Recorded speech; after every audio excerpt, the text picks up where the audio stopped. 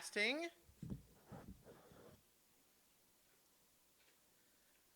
And the channel is live. So hello everyone and welcome to Root, the role-playing game on so many levels. Yay! I'm Christiana Ellis. I am the game master for this session, session 6 of Root, the role-playing game. Our players tonight, Paul Weimer as Arbon Ironwing. Time for a heist. Right, Peppa? Nobilis as Lancelot Vent. Hi there. Jason Banks as Clem Sparrow. Hello, guys. What's going on? David Archambault as Nigel Farnboot. Tonight will be an event. And last but not least, Lee Burdett as Peppa Pika.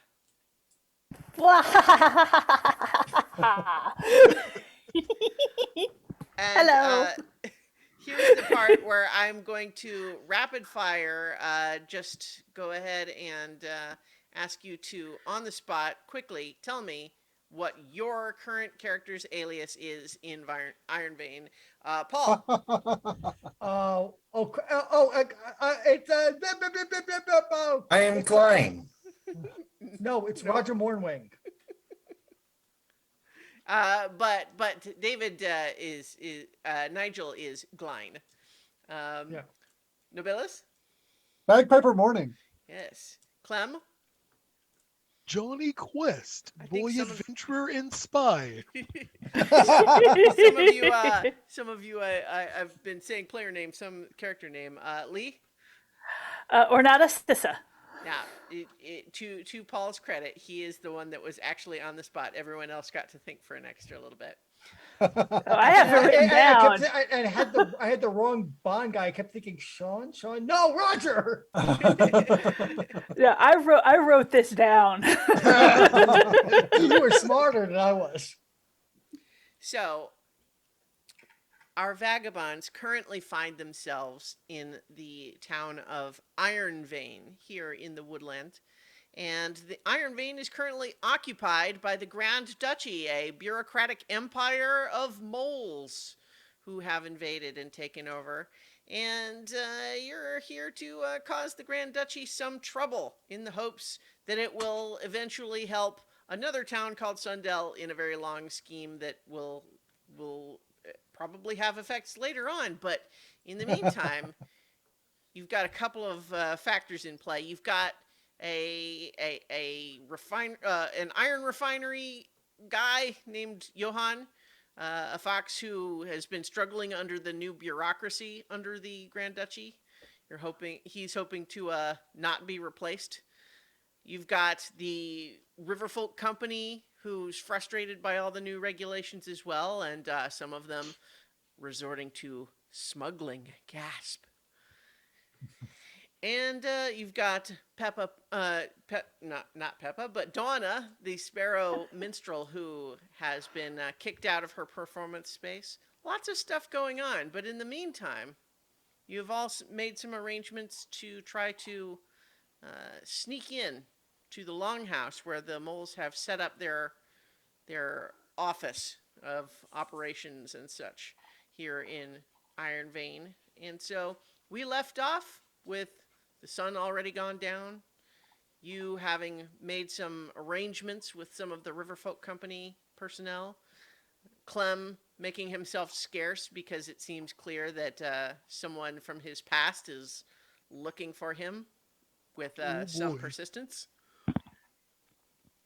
But here's the big question as we prepare to go into nighttime, which is none of you really secured any kind of a place to stay. You have just made a camp in, just outside the clearing. This has been set up.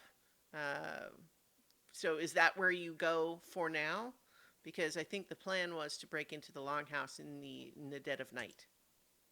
Yes. That was the plan. Yes. And I think the camp is our safest place. Although probably the moles have a form for setting up camps that we filled out. Yeah, but we're not in the town proper, so it should be fairly simple. Theoretically. Well, It's moles. I think that they would need to have a committee hearing to determine whether the environs still can constitute part of the Grand Duchy's territory. Yeah. Um, And at that point, we can just we're safe for squatting. in any event, are any of you trying to get some sleep ahead of this, or are you all staying up? Um, Arban is a soldier. He knows to get rest whenever you can. Yes. Especially Yep. before a battle, and he's treating as a Mhm, battle. mhm, So yes, he's mhm. trying to get some Z's. yeah, definitely. And Lancelot definitely sees the value in that. He's Yeah. not personally committed to it, but he sees no reason to gainsay it. Sure. Now, this is something that I'm not going to ask for a roll for or give you any difficulty doing, but I am just curious, by what means does your party know when it's time? And if you are trying to get some rest ahead of time, how do you be sure that you're awake at the right time? What is your process for achieving this result?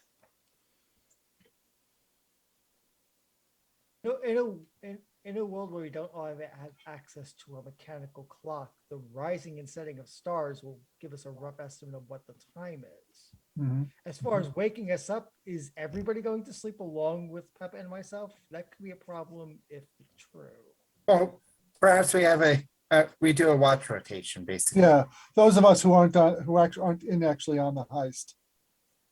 So you can keep track of time and say, hey, it's 11 Yeah, o'clock. yeah. Do you know where your heist is? What is the, now I know for the moles that they can see fairly well in the dark, so perhaps we don't want to go in the dark of the moon, but in fact, keep an eye, what is it, what is What is our the phase? of weather the moon? situation? What's the Yeah. phase of the moon? When is moonrise? That kind of thing. So I think that the weather situation is that it's a relatively clear night. I think that you kind of have the option. The moon is relatively, it's, not full, but it's relatively light. And so the question would then become, I think you have the option of doing it before or after the moon sets. I think before, let's, if it is close to a full moon, then moonrise is probably pretty much opposite sunrise. Thereabouts. So I think if we're going to go in the middle of the night, the moon's going to be up. And I think that's fine. Yeah, So it gives us sunlight. Yes, and I'll remind you all that the moles, due to much of their lives being spent underground, tend to not treat the day and night cycle quite the same way that surface creatures do. They do need to sleep, but it is much less common for them to have everybody on the same sleep schedule. It would be a lot more like shift workers. Right. But given that they are interfacing with the town and the townsfolk are going to be sleeping at night, It's true. So that there will probably be fewer of them. Right, yeah, the people who are, their function in town is to meet with the local denizens would certainly be on a sleep schedule to make that possible. Yeah. So, yeah, each of us has some time. We judge when it's the right time, when the moon is up above the trees. And then at that point, wake everybody up and start making our way to the longhouse. Okay.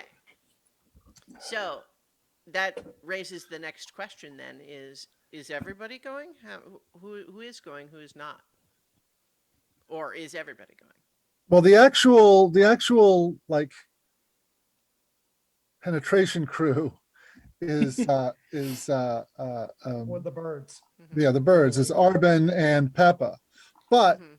the rest of us could be somewhere nearby where we can support and or provide distraction and or diversion if necessary. if things go wrong. Right. It does seem wise to have some kind of a backup. So that has not answered the question. Is everybody going? Yeah, I think we are. Okay. So we have Arban and Peppa planning to infiltrate via the roof hatch that you had previously Discovered. observed. Yes, and everyone else planning to kind of try to be discreet nearby. Hmm. Yeah, Okay. kind of maybe do like an NPC cycle where just going from one place to another and seeming like I'm doing something. Well, okay. So on that note, describing it as an NPC cycle is kind of fun. But the question then would be, there are still more guards on the street, not as many as during the day, but some. In particular, they're on the lookout for people who might be up to something. And so I think we do have the crew that is on the ground. What is your? Do you have any kind of a cover? Are you just going to march through town and hope nobody stops you, or what's the approach there? I have an idea for one or two of us, to have sticks or some such, and be collecting trash, and cleaning out gutters and doing all the kind of nasty work that vagrants often end up with. And I think that it be easy enough to talk our way out of things if we are slowly making our way along the streets nearby, picking up trash. Okay. All right.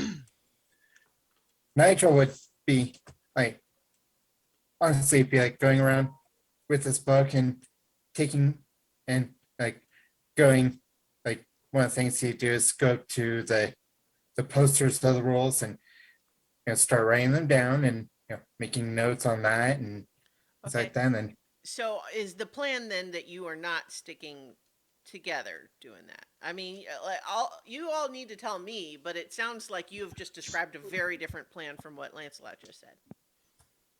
I was thinking not sticking with the group as a Okay. whole. Well, so what that means is we're going to need more than one role to deem your approach, which is okay. It's it's just that's how we're approaching it. So we have Lancelot, who's doing the collecting trash routine. Nigel's going to be studying the posters. Yeah, setting posters and Okay. things like that. What about you, Clem? Are you just joining one or the other of those, or do you have your own third plan? More plans, more room for failure. Yeah, well, I wasn't going to be doing anything drastic. I was going to see if I might have had like a pipe and some pipe tobacco, and maybe sit somewhere close that I could watch where our fellow vagrants are infiltrating, and just enjoy the clear night and smoke my pipe. Okay. Well, so rather than have your face character make one roll, you're now each going to make your own roll to deal with the guards who are curious about anyone who is on the streets at this hour. So, Lancelot. Could Yes. Go ahead. You were going to say something, Jason? I was gonna say if they ask me what I'm doing, I'm like, oh, the Mrs. doesn't like it when I smoke inside. So I mean, I think you just volunteered to roll first there. That's fine. Yeah, That's yeah. fine. That's fine. So well, here's the problem. This is not a roll to trick an NPC. Oh no, because no. all they say to that is, well, my good man, I believe that is something you ought to resolve with her, rather than loiter on the street at night. Oh sure, but can I finish at least, and then I'll head on home. I think you have, in fact, finished, sir. All right, and I'll do the I like again the NPC route. I like that, and just kind of meander, like I'm going back home. But I'll do it to where I can kind of go out of eyesight and then loop Okay. back around. Well, so that in that case, that is more of a like the trick in this case is you're acting as though you are going home when in fact you're just kind of walking around. So, the potential hazard here is you're going to make this roll, but if those same guards see you on the street later, they're going to say, "Hey, wait a minute." Right. Yeah. All right. So, you may go ahead and make a trick and NPC roll to try to convince them that you are in fact following their instructions and going home. Is that cunning? I believe Yep. trick and NPC is cunning. Yes. Yes. I'm all right with that. Okay. 8. So an 8 is a mixed success, mixed result. Like they could. So here, let me think.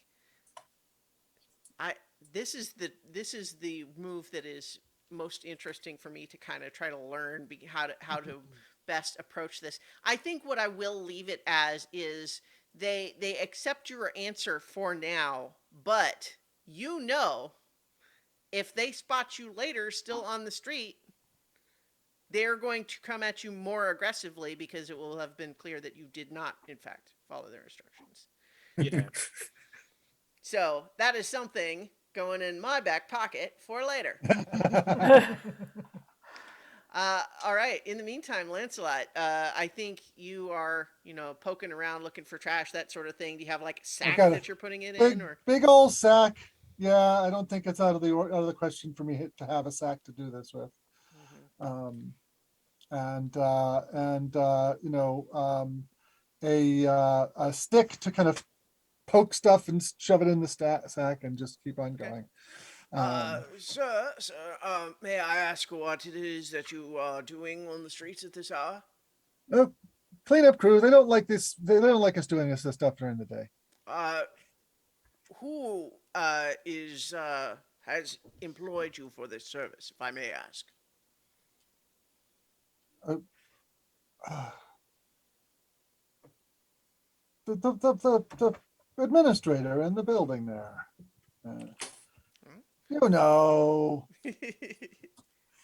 You know, it's this. They don't look too close at the people who pick up trash. You know how it is. Sure. Well, go ahead and do your trick and NPC to Okay. 9. a 9. Okay. I think that in this case, what they say is, well, I suppose that's fair enough, but I would say, sir, that the area where you would find more trash, I expect, is down by the docks. So perhaps you should focus your efforts down there. Oh, I didn't get the peach job on this thing. I know the guy who's doing that. We get paid by the pound. So the guy who's got that is the one with all the seniority. You know how it is. The peach jobs always go to the guys with seniority. So they look at you as though they have not totally bought that explanation. They're not going to interfere with you right now, but they are keeping an eye on you. So as I'm going along, there's like a guard a half a block back strolling along, Yeah. watching me. Mhm. Okay, that's fair. Yeah. That's fair. That's no worse than what I wanted. In fact, Mhm. that's probably good. It's just fine, frankly, for right now, as long as you can keep finding little bits of stuff to do. Yep. All right, Nigel. So as you are on the streets, you find yourself tapped on the shoulder, looking at one of these posters, and just say, "Sir, if you like, you can obtain a copy of the laws from the Longhouse in the morning." Yes, I believe I will do that so I can get a more appropriate, a more full picture. But I'm making note of, uh, you know, do people touch this? Do they, do they, uh, do they leave marks? Do people avoid them? It builds an interesting picture. Some things can only be observed by directly. And I wish I could have done this in the light of the day. My ship didn't get in until far too late for daylight. Perhaps you should wait until morning then. I would like to, but there was a delay in getting on the ship, so my next ship is actually like it needs 2 hours past sunrise. That's just unacceptable. So go ahead and make a trick and NPC for this an explanation for why you have to do this now to look at posters in the dark. 8. An 8. Okay. I think that yeah, this is you know, they say, "Sir, if you would like to obtain a copy of the laws, we can take you to the Longhouse now and provide you with one. We don't like having people loitering on the streets after dark."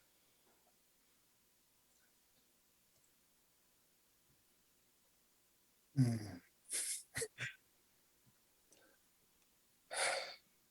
They gesture like, if you would come with us. Now, bear in mind, you got an 8, so it's not that they don't believe your explanation per it's just, se. It's that they don't think that you should continue doing it the way you're doing it now. yeah. Perhaps perhaps you could share with me your any interactions you've had regarding the townsfolk in these things, and we can walk along and not stay in one spot. Go ahead and make persuade an NPC move here, because you know he is perhaps a little bit bored. Maybe he wouldn't mind chatting about stuff. But let's see how you do with a charm Okay. roll. Um, could uh could this count as a +1 forward against for it? Why would it? I mean, like, well, one of the options for tricking NPC is take +1 forward against them. Well, except that that's not the. Okay. Not the option that she does. No. Frankly, I was thinking gaining a critical opportunity in the sense of getting you inside the longhouse, but Yeah. you are allowed to Ah. handle it however you like. Well, that is 6 minus 1 to 5. Okay. I think they say, "Sir, we are on duty, and duty is everything to a mole. If Of you course. would like, I can provide you with a copy of the laws. Otherwise, I must ask you to leave the streets and return either to your ship or wherever else you are staying." Very well. Close my close my book and move on.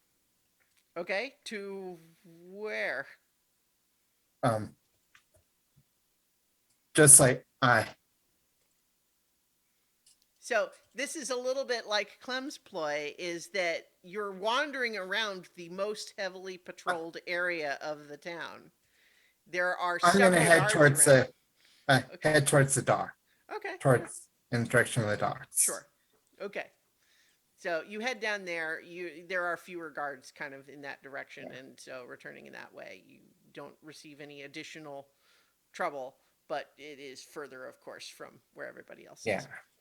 So in the meantime, you had given them a bit of time to get down to the general vicinity. But Arbin and Peppa, so are you attempting to infiltrate Yes. All right. Fly We are in. being very sneaky. Yes, This yes. is- So, one of you has the roguish feat sneak, I believe, correct? Yes. that would be Peppa. Yes. So I think. Hang on. So I think in this case, what I will allow here is that I will let Peppa make this initial move to get there and essentially make sure it's clear before Arbin shows up. So we'll Okay. have you go ahead and make your roguish feat, Peppa, to land and find the hatch, and then Arbin will see that you have settled in place and join you. Okay, so that's just rolling with finesse, right? Well, so it is the move for attempt This, roguish feat. Yeah, so that's yeah, so, so finesse. all right. Come on, don't roll like everybody else. 13. There you go. Okay. Nice. Yeah. Okay.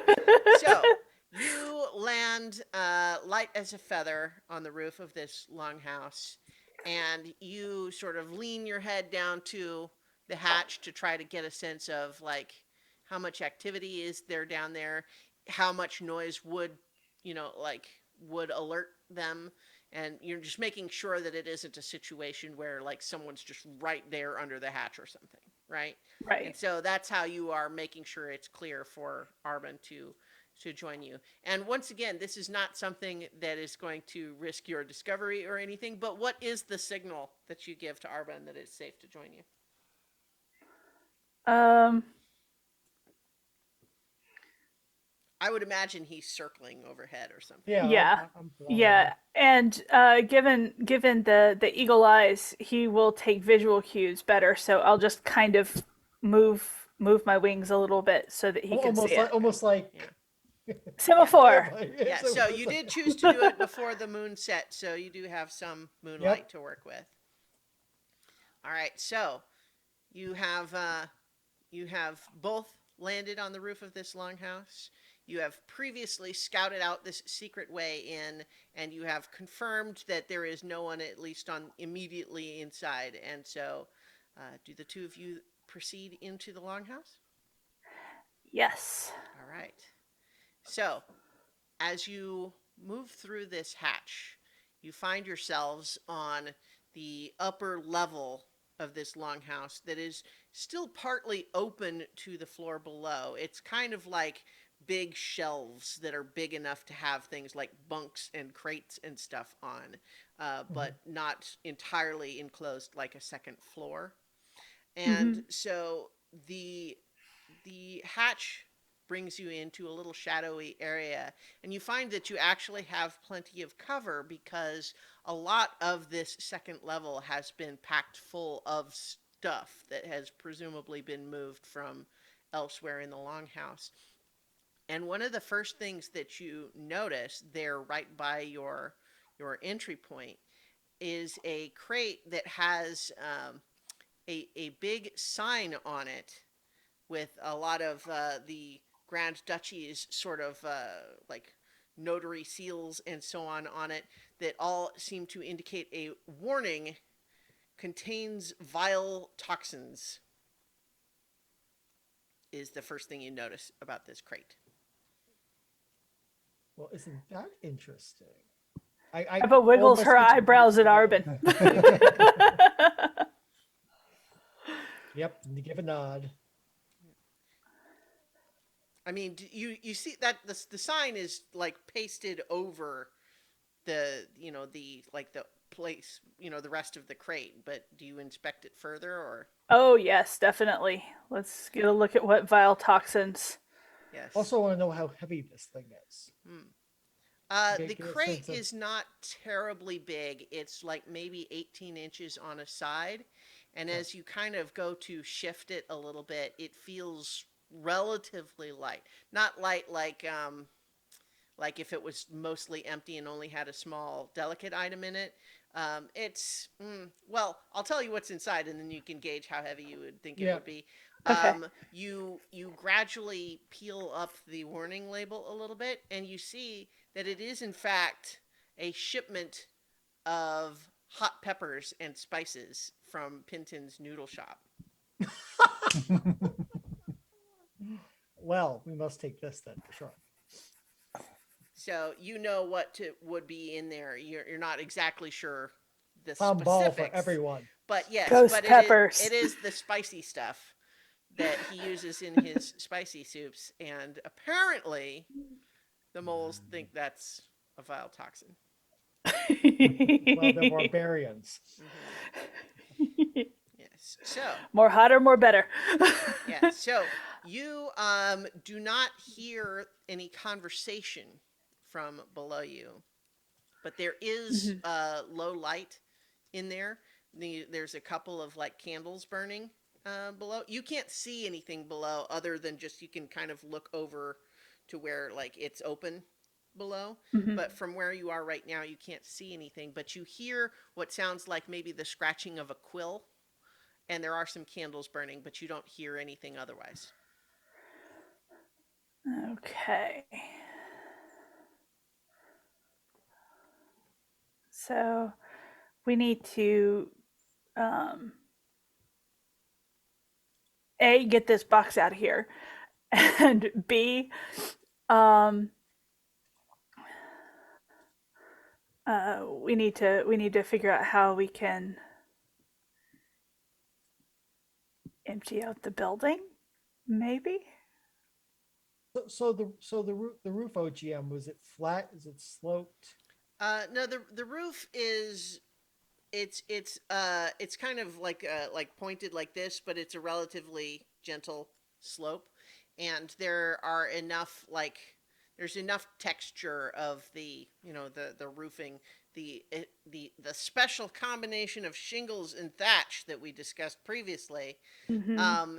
If the concern was you wanted to be able to just take the crate and sit it outside the Right. hatch on the roof, As well as other things. Yeah, that, you that could was make that it was my thinking. right, you could make it stay. You wouldn't need to it Okay. wouldn't just tumble off or anything. So first things first, I Okay. will bring the crate of the spicy goodness up onto the top of the roof and Yeah, and so Okay. as described, it's not terribly heavy. It's but it's it seems like it probably has a fair amount in there, but it's like 20 pounds maybe. okay, Yeah. I can handle that. 20 pounds of hot peppers, man. Well, in a crate, it's not 20 pounds of peppers. Yeah. It's a 20-pound crate of Right. however many peppers fits in that. Okay. So yep, so the peppers are on the roof. So now we want to deal with documents. Well, it does raise the question that you haven't ever really resolved, which is, what is it that you're actually trying to accomplish here? I can't wait to find out. I thought it was pretty clear right from the beginning. We're looking for example documents so that we can forge things that will foul up their works. Right. That's Or mess up their documentation, but that's complicated by the fact that there are people in Yeah. the longhouse actually doing work right now. right. There aren't many of them, but Well, if you wanted to know more about that, you could, for example, yeah. try to read a tense situation. Yes. Let us do that. Let us investigate further and see what we might find. Okay, so if one of you would like to read a tense situation, that is a roll with cunning.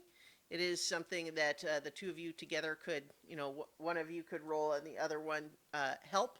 Reminder that in order to help, you would mark exhaustion to add a +1 to your partner's roll, or unless you have a special connection, which might let you mark 2 exhaustion to add +2.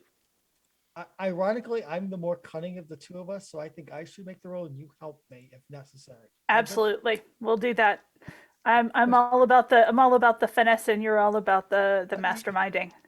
Well, you have to have some cleverness to survive in the Tactical Empire. assessment. Yeah. Okay, so that's 6 + 2 is an 8. Okay, so Plus, was it? yeah, no. Well, did Yeah, you you- add the +1 for assistance, Or No. are you not bothering because Yeah, because it doesn't wouldn't be make able to any difference? materially change it. Okay, so on an 8, you are going to uh, ask one of the questions in this read a tense situation.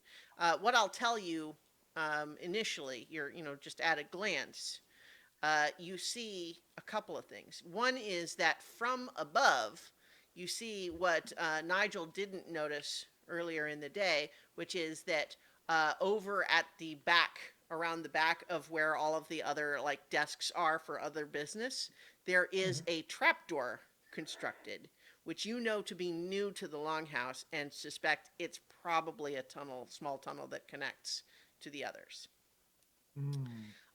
You only see one mole working.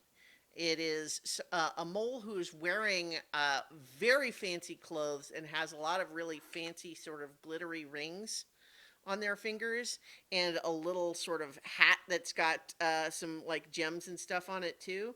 Very, very ostentatiously attired mole who is sitting at one of these desks writing something.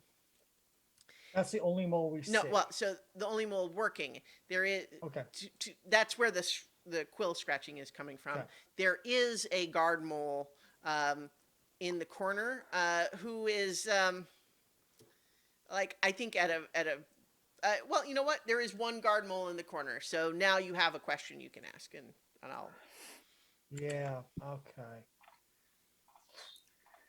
What should I be on the lookout for? Okay.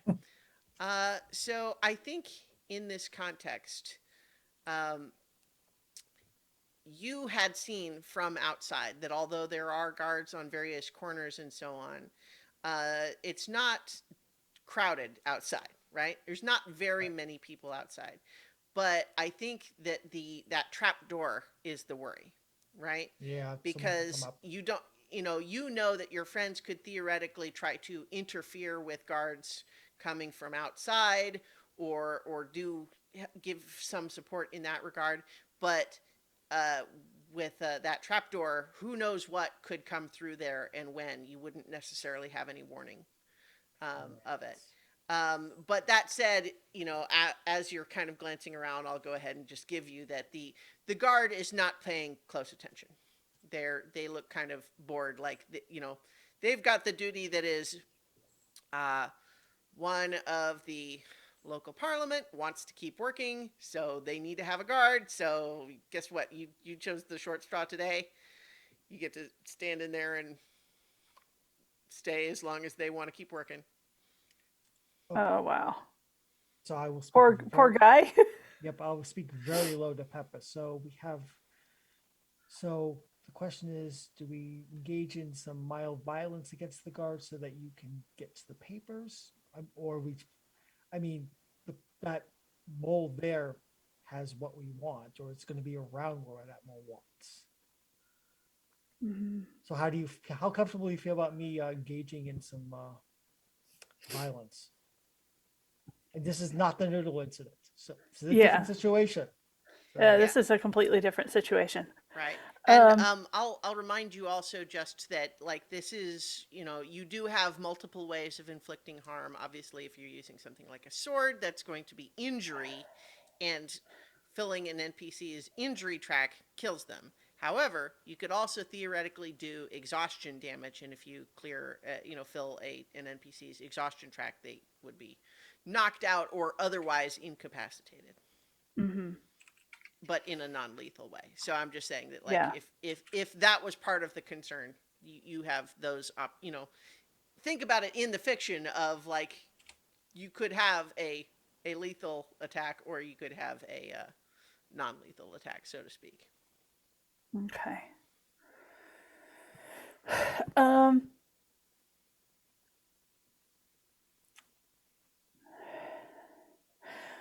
My worry is that if we cause a ruckus up here, then we don't know what's actually under that trap door. They might actually have somebody paying a little more attention, and if the magistrate gets freaked out, he's going to run for that trap door. So see, right. If I go for the guard, you'd have to keep the magistrate from going to the trap door. Right. And I could I think. I mean, I've got my bow, but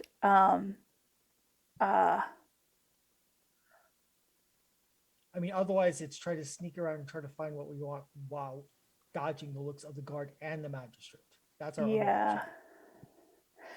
All right, so Christiana, remind me what the first floor of the longhouse looks like. I mean, we know we've got a magistrate working Yeah. at a So table. We know we've got a guard.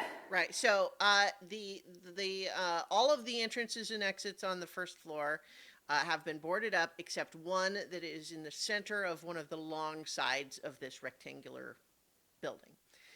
Right. And so, as someone would enter that one door, off to the left are a bunch. There's so imagine dividing the rectangle into thirds.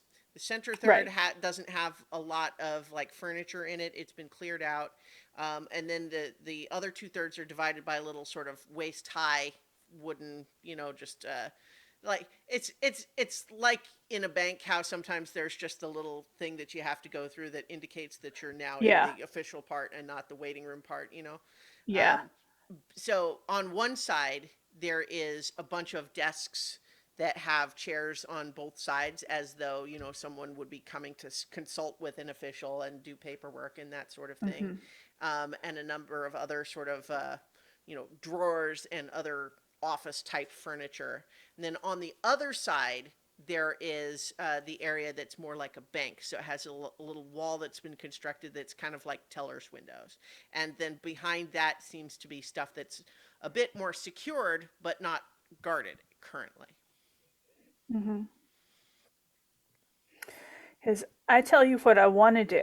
What I want to do is take one of those peppers, chop it up real fine, and blow it in that mole's face so he starts sneezing and thinks he needs to go to bed because he's coming down with something, and get them Okay. both out of there.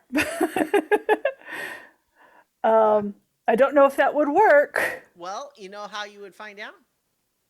by Try actually rolling something. Yep. Say yes and roll So the dice. so let me. Get some peppers and engage in some chemical warfare. Yeah, absolutely. Okay. I can go fetch a jar of the peppers. I will do that. Right. Yeah. So here's the thing. Obviously, there is not a specific move for convert hot peppers into, chemical warfare. chemical warfare. But there is a move.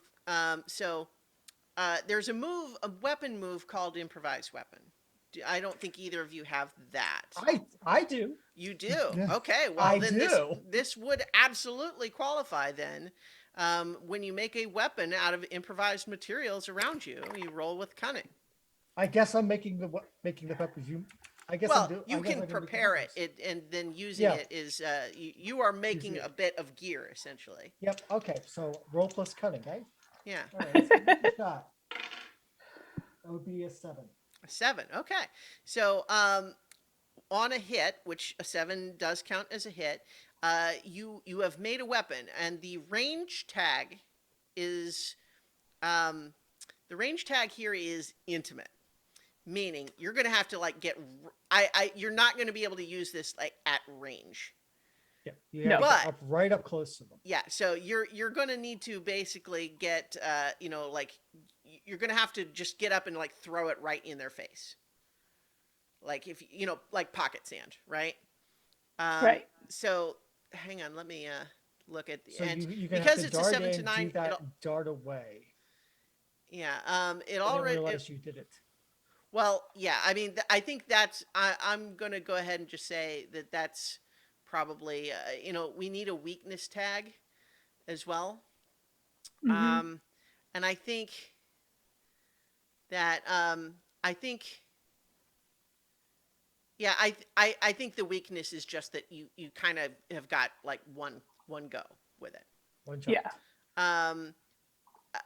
And so it's that said, I think that it will do. It's not. I don't know. I'm assuming. Yeah, I think this is not a lethal weapon, but it could certainly be incapacitating. Right. Yeah. Yeah. Yeah. Yeah. So I think that yeah, it's basically going to do exhaustion harm. Well, Blunted. which is perfect. So Mhm. this is so you do that. I cover the guard. So if the guard comes up, if you You and know, sees you, then violence will be plan B. Let's see if we can get them out of here without attracting too much attention. right. I'm ready for Plan B. You know me. I'm ready for Okay. Plan B. Okay, we'll try it your way first. So Okay. so the what is is the plan something other than you're going to just try to swoop down and just immediately throw it in the official's face, or Um, Because you want to do it without being noticed, right? right. well, okay, here's Right. the thing. I'm going to I will allow you to make a second roll to do that. But the thing Okay. is, like, so imagine what I'm imagining here, and tell me if you really wanted it to be something other than this. Is that what I'm imagining is that you have, like, in a little, whoops, I clicked to the wrong. There we go. We've changed campaigns. Okay, are we back to. Yep.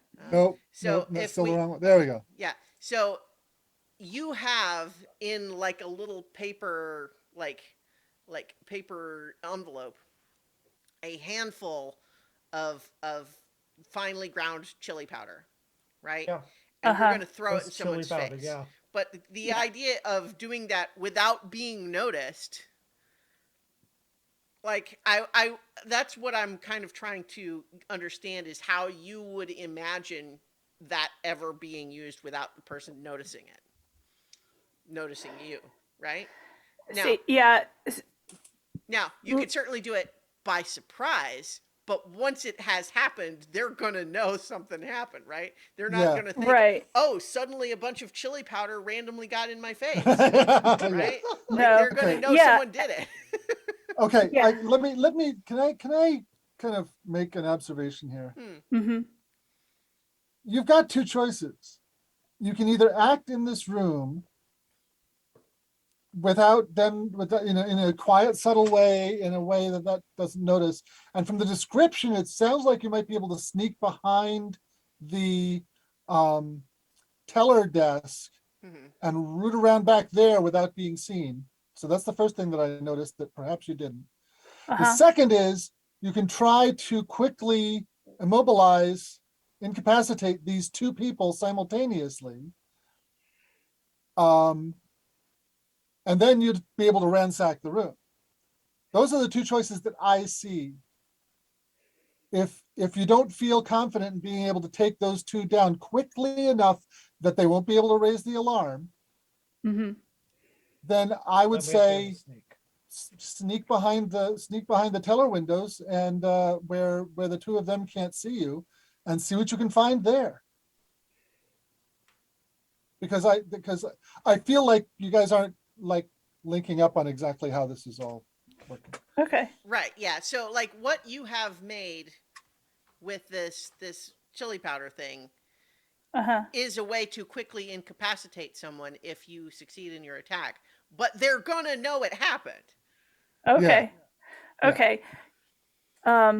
Because what I was thinking was something a little slower, but Well, oh, so like but yet so like you'd put it nearby and the smell would the smell and the stuff would kind of filter.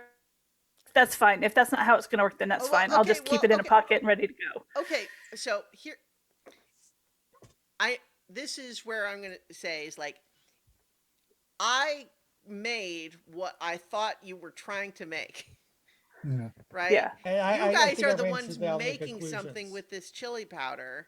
I made an assumption about what you were looking for. If you want it to do something different, then you need to say stuff so that I know. I apologize. I Okay. think I understand. You wanted something that'll drive them away rather than being an incapacitating weapon. You want to make like so here's the problem. This is a relatively big room. If you make something that smells bad in a small area, they can just move. Right. Yeah. Okay. Well, They also let's might try. say, "Where is that smell coming from? Let's investigate that." right? Yeah. So I'm not telling you to not do that, but you need to be clearer about what it is that you're trying to accomplish so that I can help you do it. Okay. Well, let's try the sneaking thing, Okay. So and we'll see what happens with that. And I worst fear comes to worst, I've got something that I can that can help incapacitate someone and take them down. Okay. So so that's yeah, because that's it would take too much time to explain my original track of thought, and it's fine. Okay. We'll just go with what we got. Well, yeah. So I'm not trying to criticize. I just you need to be able to explain it what it is. Yeah. Nope, it's fine. Okay. No worries. We got what we got. All We'll right. just say that what I was thinking about wasn't possible with the supplies on hand, and we'll just go with it. Well, All right. okay. I just still feel like I don't understand what it was that you were wanting it to be. I want to support your idea if you can tell me what it is. Basically, what I wanted to do was have his eyes really tear up Okay. so that he would think he was either getting too tired to keep working or that he was coming down with something. But that doesn't sound like, you know, Well, like it would be possible. I'm So just thinking it's fine. like you could make I'm just trying to imagine the image like first like something that's what like you've described an outcome, not a method. Okay. Yeah, and I think that's my problem is that I don't know the method. So, Okay, well, like I said, yeah, let's just keep I on think going.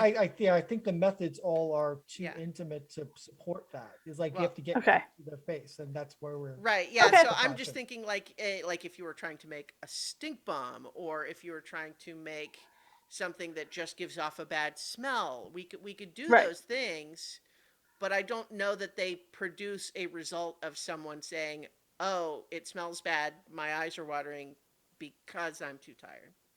Okay. Right? Like, No, like I said, okay, okay. yeah, no, let's just go ahead and move on. All right, okay. It's fine. All right. So you have a pocket full of chili sand, um, Yep. pocket chilies. And so the goal is what? That Arben's going to stay up top just in case, and you're sneaking back behind the banking area, or yeah. I think Overwatch is my best role here, especially okay, so I can see if the guard and or the mole is about to make a discovery and intercept and deal, or if someone comes out of the trapdoor, I can see that too. So yeah, so I'll play Overwatch and Peppa okay. can play Search and Find. Hmm. Okay. So then, let's have you make another sneak roll to get there back there behind uh, the uh, the teller area, and I'll go ahead and roll into this same move. Um, Access documents, as you know, I'm not going to make you make a separate roll to get back there and then also roll to get documents, and Okay. get to where you can start picking up papers and stuff. Okay. An 11. Okay, so with an 11 you are successful. The yeah, I'm just yeah, there's not like a special thing for a hire other Yeah. than it just works. um Yep. So you have made it back there, and you have now managed to open some of these drawers that seem to contain paperwork and everything. You have not accessed the area that there's like some locked trunks back there.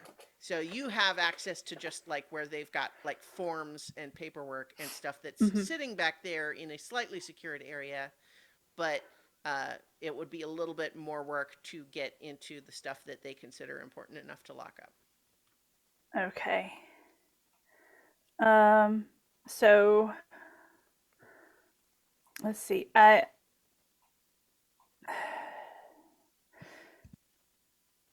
All right. So I have access to like the easy stuff.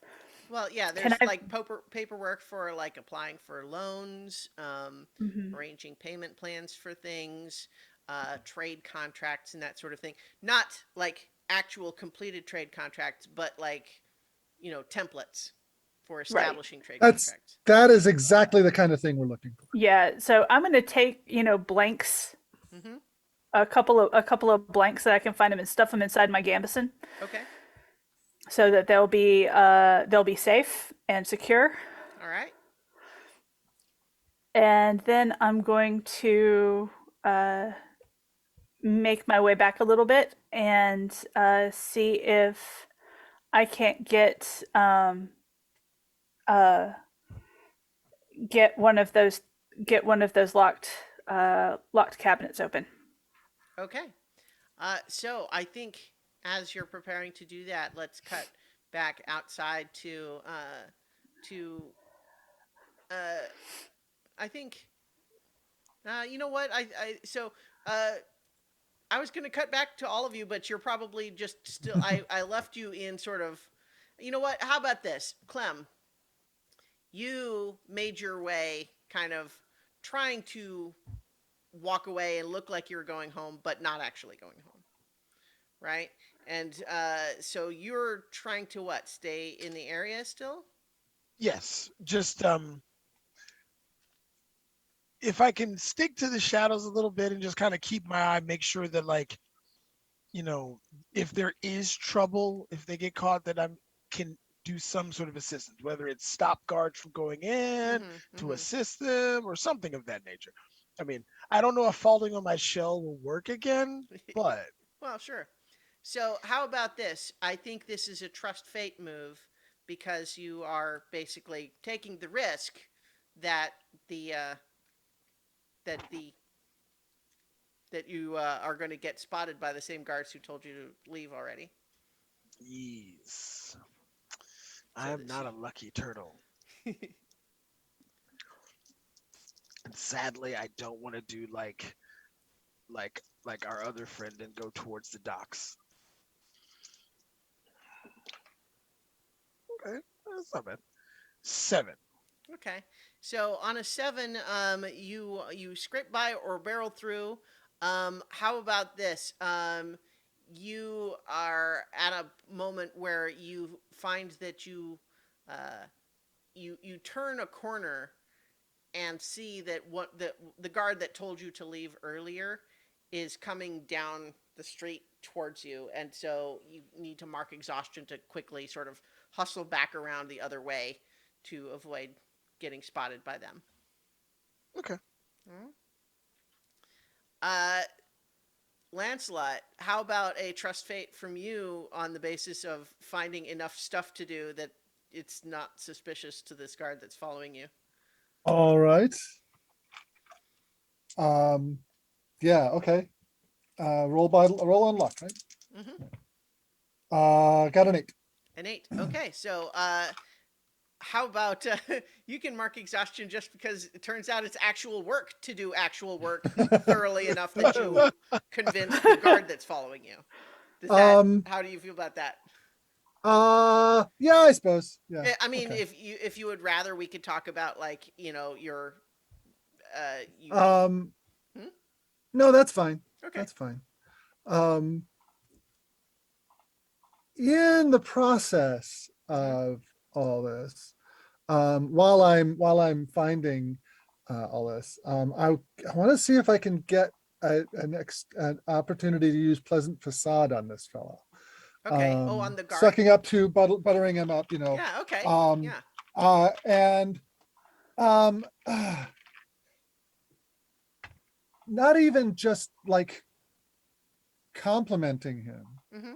but just treating him as if he were just some traveling companion chatting about, the moonlight and how nice this city is, especially since the duchy has shown up, and how, hiring people like me to pick up trash indicates, how much they appreciate a clean town Yeah. and that kind of thing. Okay. So Sure. Yeah. So your read a 10 situation is with charm, correct? pleasant facade is charm. Yeah. Yeah. So I rolled a 7, which makes 9. So Okay. hold 2. Yeah, so you have those two hold. Your you're taking that exhaustion point. It reflects you successfully so far, managing to look like you are Right. actually doing what you said you were doing. Yeah, yeah, and using that opportunity to perhaps, Yeah, and so chatting yeah, with him, and he, you've got yeah, his guard down a little bit, reflected by your yeah, your hold there. yeah. Okay. In the meantime, Nigel, let's go ahead and get a trust fate from you too.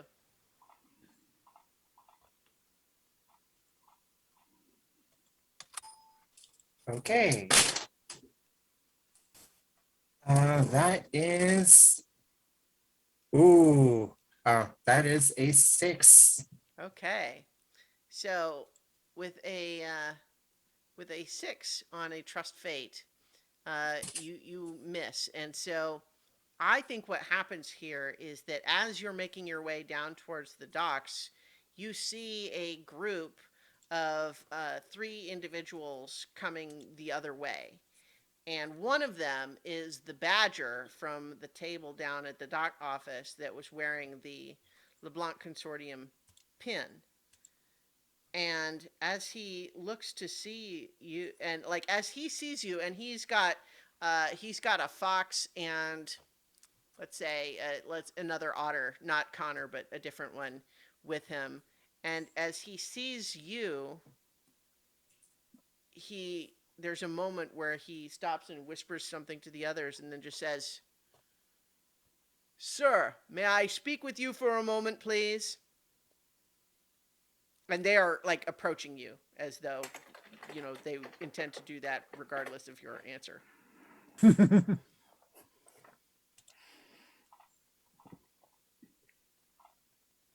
That would be. That would be lovely. And Mhm. I go with them or go to them. Well, sure. So they approach you, and this fox and the otter that are with this badger, like the badger is not necessarily super imposing physically, but the fox and the otter are, and they are kind of looming a little bit as the badger just says, "You are Nigel Farnboot, if I'm not mistaken." Perhaps. You came to And meet with Connor Kester earlier today. yes. You attended the iron refinery earlier today as well, Yes. and you did so in the company of a turtle. Yes? Yes. I would make a request of you, sir, and I would ask that you give me the answer I am expecting, because if you don't, I'll know that you're a liar. What is that turtle's name? The last name I heard from him was Johnny Quest.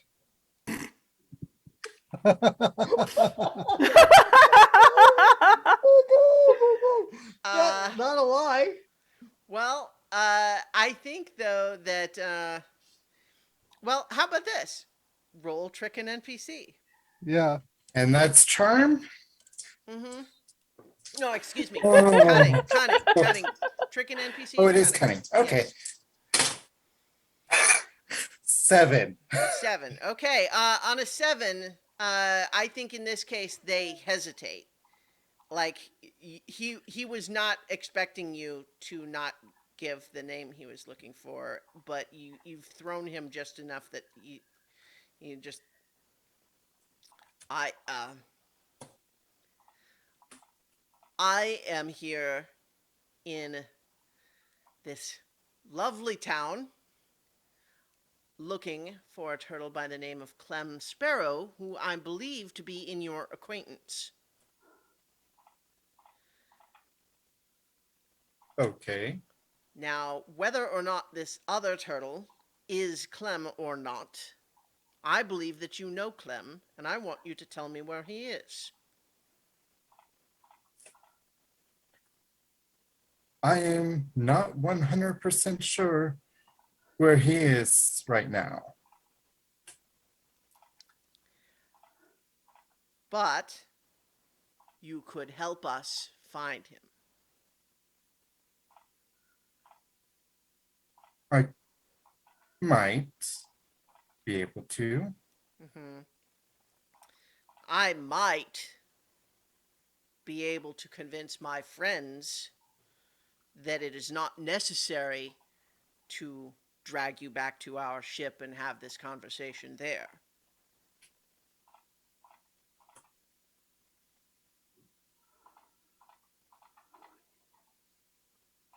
After all, we're already so close to town.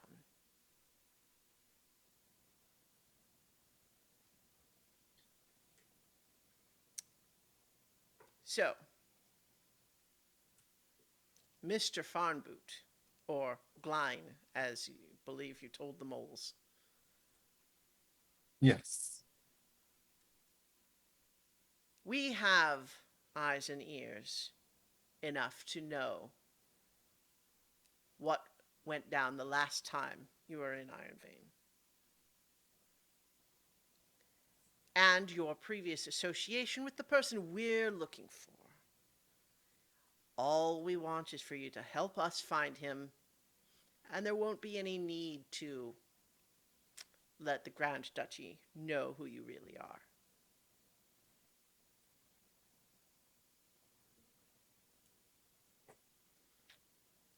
Or, for that matter, for us to persuade you more vigorously. That is interesting. Perhaps when I next see Johnny, I will ask him if he knows this Clem. And when do you suppose that might be? Probably in the morning. Ah, well, then perhaps just so that we don't miss one another in the hustle and bustle of a mining town's morning business, perhaps you should just come stay with us on our boat for the night. And then in the morning, you can bring us to meet with your turtle friend.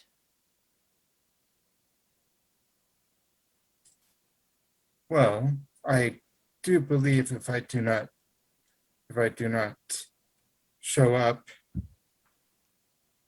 to where Johnny expects me to be, he won't trust anything I had to say. That doesn't seem like a problem for us so much as a problem for you. We just need you to bring him to us.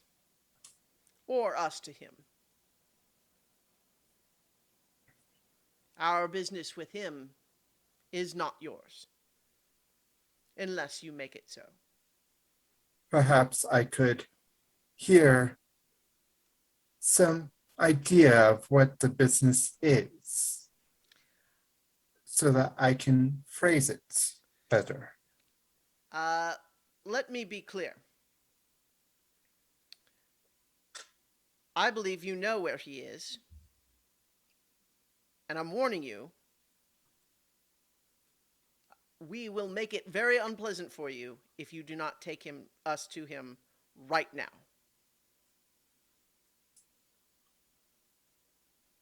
And one of the the otter kind of cracks his knuckles. Okay. Follow me. All right. Where are you leading them for now? I am leading them to the basically where where the rendezvous point we Okay. had. Okay. All right. So, you can do so by way of avoiding the center of town. and hopefully that will work out for you in the long term. But it will certainly. They are following you in that direction for now. So back inside the longhouse, Arbin, you're just continuing to kind of watch the two moles and And the keep alert trapdoor, yep. for. All right. Mhm. So Peppa, you are trying to break into a locked chest. Yeah. Oh, you're muted. It wouldn't be a stream if I didn't mute myself. Oh. Yeah, I don't have that roguish feat, Mhm. so I will have to trust to luck Yes. to So see trust. if I can open this up. So trust fate. That is a luck roll. All right. Come on, big bucks, no whammies. Oh, whammies. 5.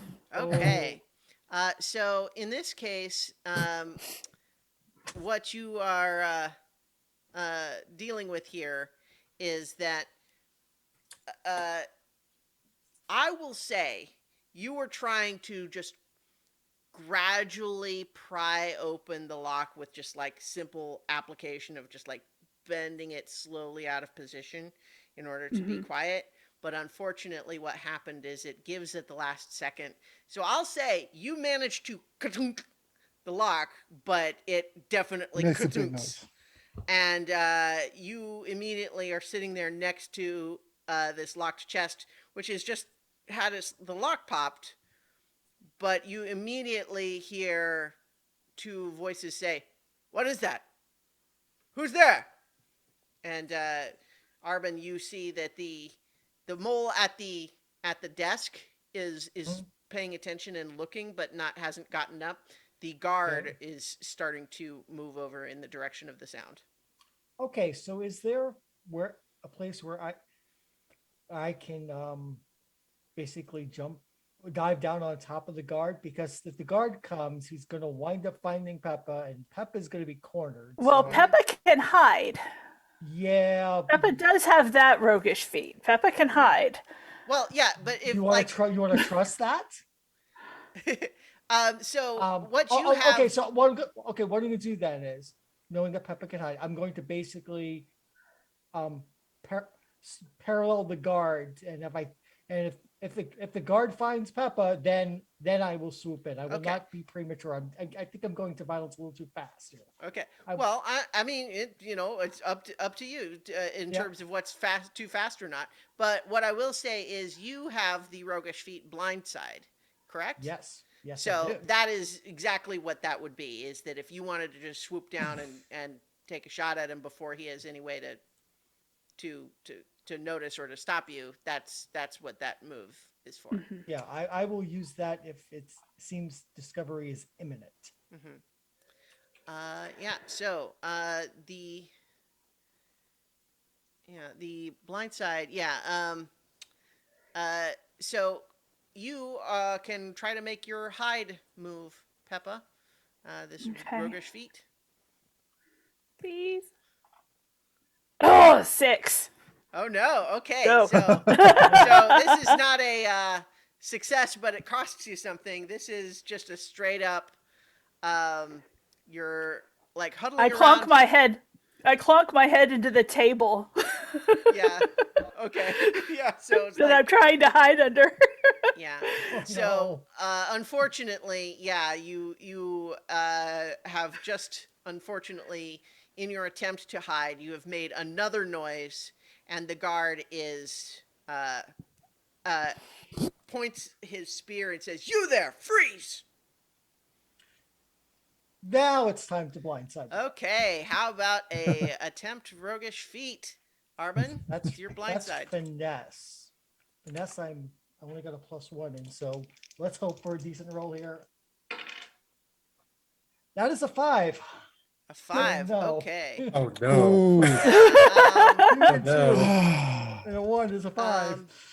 Yeah. So I think in this case, what happens is so. Let me think. So obviously you're not successful.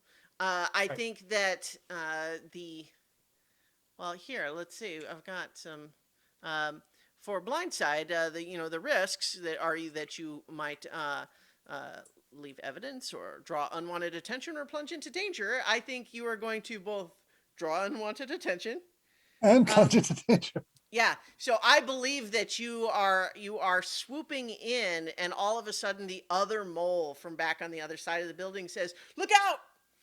And he turns just in time to raise his spear and give you one injury. And now you are face to face at close range, um, and he definitely knows you're there. Both the moles know you're there, but so this is kind of our first proper combat. Yeah. it is. Oh no. So it's worth noting that we don't have initiative per se. We do what makes sense in the moment. So what I would say is certainly, Arvin, you are right there in the face of it. He has managed to. Remember the one injury. If you have armor with boxes of wear, you can mark the wear on the armor instead of taking the do. injury, right? Yeah, I think I will do that. Yeah. So that's how that works. And so you are in a position where you're face to face with this guy. But meanwhile, Peppa, you were just spotted by the guard, but Arbin has just swooped in and taken up his full attention. So let's have you decide what you're doing in the moment first. Now that Arbin has distracted the guard. Okay. Well, now it seems like a good time to use our chili powder on the magistrate. So I'm going to use the parkour move to dash Okay. my way over to him and just throw it right in his face. Okay. So let's see. Hang on. Let me take a look at that move. Yeah. Yeah. So where is that? Okay, parkour. So when you dash your way through a chaotic scene or fight, roll with finesse. Mm-hmm. Yeah.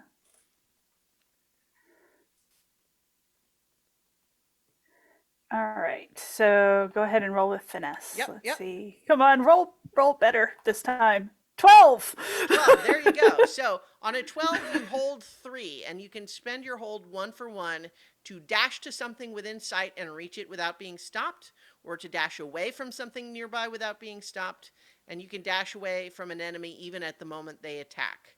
And on a miss, your surroundings trip you up, but that didn't happen. So you can certainly go ahead and spend 1 hold now to describe your feats of acrobatics as you zip up from where you're currently at and manage to get all the way to the other end of this longhouse to face with this magistrate. Okay. Basically, she just pops up from behind the table, and it's almost like looking at a hummingbird, where she goes from upward motion to lateral motion. It's just like, and just swoops over to where the magistrate is. And can I spend one hold to one of the 3 holds? Can I spend another hold to basically throw the chili powder in his face to blind him? That wouldn't be hold from your parkour move. It would be Okay. a weapon move. But we can Okay. do that in just a moment. But I think Okay. while that's happening, so in the background, as we see Peppa doing her cool flips and so on, behind you, Arbin, you are face to face with this guard. He kind of jabbed at you with his spear and dinged your armor up a little bit. But now, what is your Pull out my sword and deal with the guard. Okay. So you are not blindsiding anymore. No, So no, instead, this is straight up attack. yeah, so you're just going at him with your sword. That is going to Yep. be. I'm pulling out Yulon, the blue sword. Oh, Mhm. listeners from the first episode, remember I have a sword that I took from the Empire with me. So this is my sword. It is known to some people. So Mhm. it is Foxfolk steel. It is blue in color. It is mine, and I am using it. Great. So what you are doing is engaging in melee at close or intimate range. So please roll with might. Test your might. Mhm. That would be a 14. A 14 is pretty good. So you get to pick 3 from this list of 4 things. You can inflict serious harm with an extra +1 of how much harm you would otherwise do. You can suffer little harm, -1. You can shift your range 1 step, and you can impress, dismay, or frighten your foe, which would I will- reflect like I will- morale damage. I will inflict lots of harm, take little harm, and impress him. Okay, so you are what? How much harm would your weapon normally do? Is it 1 harm, or does it? It's just a regular sword. Yeah, Oh, so it has right. vicious strikes. Yeah. Okay, so let's see. So doing. Is this So yeah, I mean, Yeah, it does 1 harm by default unless it has something that specifically. Oh, I could actually even do more if I want to. When I viciously strike an opponent where they are weak and intimate, close range, mark exhaustion, and roll with might. That I could. Well, so But that- yeah, vicious but that's a strike separate- is so- so- actually that, and oh, that's it's a separate move. Okay. yeah. Yeah, it's But a you separate- could, if you wanted to, because we're learning the combat, you could mark exhaustion to do that move if you have that weapon move, and then I do. your weapon allows it. Let's try that. So that'll be an extra, in need of additional harm to him. Mhm. So So yeah,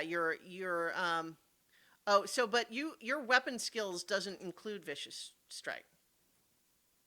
You have to have it on the weapon and have it in your weapon skills. oh, I didn't realize that. Okay, Yeah. so then scratch that. That's okay. You still rolled really high with your other thing. You're going to do an extra harm anyway, so you're going to do 2 injury harm, and you're not going to take. You're going to take 1 less harm than you would have, which essentially means nothing. So he would have done 1 harm. You're going to take 1 less than that, which means you take none, and you're going to do 2, which is enough to kill this guy. So narrate Yep. how he's trying to bring his spear up to. I mean, he jab got me. at He you. got the spear and jabbed that plate, which Clem has tried to fix again and again on this leather armor. Dings it off again, and then I pull out the sword and with the quick motion, got him through the belly. Yeah. All right.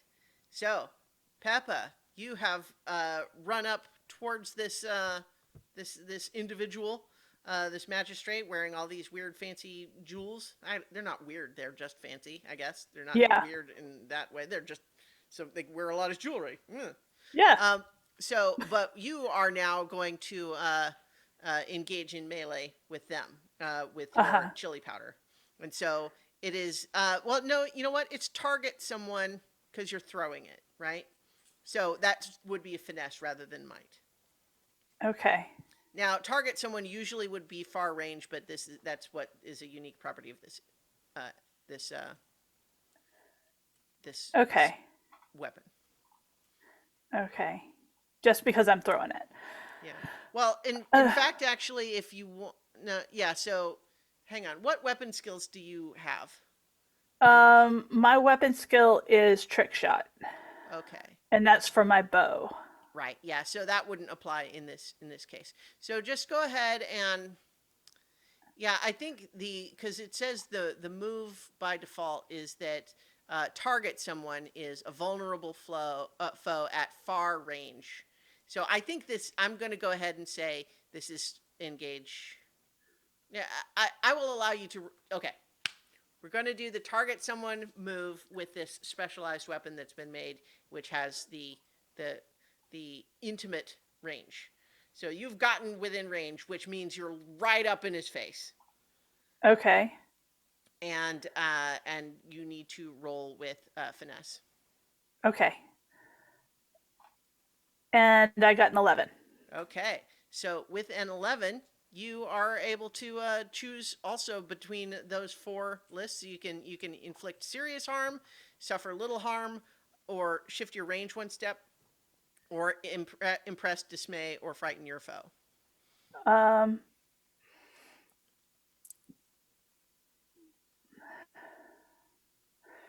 I think we decided that the peppers would inflict exhaustion. Correct. So I think I'm going to choose to inflict one exhaustion Okay. Well, so on him. bear in mind when I say harm, exhaustion and injury are both harm. Okay. So when we Yeah. say inject serious harm, it will mean you will do an additional +1 exhaustion harm. Okay.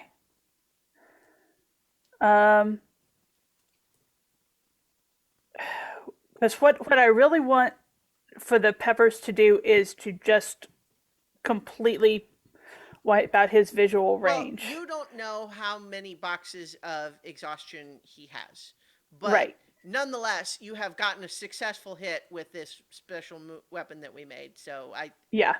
yeah. So it's going to have an effect. Yeah. I'll say that. I'm just Yeah. saying. Okay. Yeah. So, like I said, I'll just choose to inflict harm, and can I use one of my holds to dash away from him and back up to the roof or back up to the loft? Yeah. In fact, actually, one of the things that you could already pick is shift your range 1 step, which would let you, shift back away out of, Mid-range. it would be from intimate into back to close range, but you also have your parkour hold in effect. So yeah, I would let you do that if that's the goal. So, and what I would say though is that as you throw this chili powder, you get like if this were, you get like steam coming out of the ears. They don't they don't have a lot of like they're dealing with pretty small squinty eyes to begin with, and they don't necessarily rely a ton on sight to begin with, but also the nose starts running, they're coughing. Basically what you have them doing is and basically they just sort of tumble over onto their back in a coughing fit. They are having a really rough go of it right now. You think they'll survive, but they're not going anywhere or doing anything else for several minutes at least.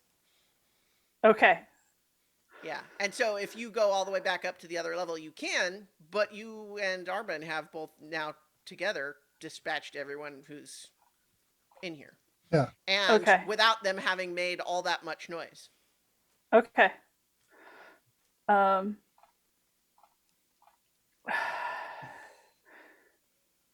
Grab papers. Yeah, no, yeah, like I said, get papers. Yeah. So, You can open that box. yeah, I'm gonna go find out what's in the box and let Arben deal with the incapacitated magistrate. Inside the box. Yeah. All right. So you're running back over to that locked, the previously locked crate. Arben, Right.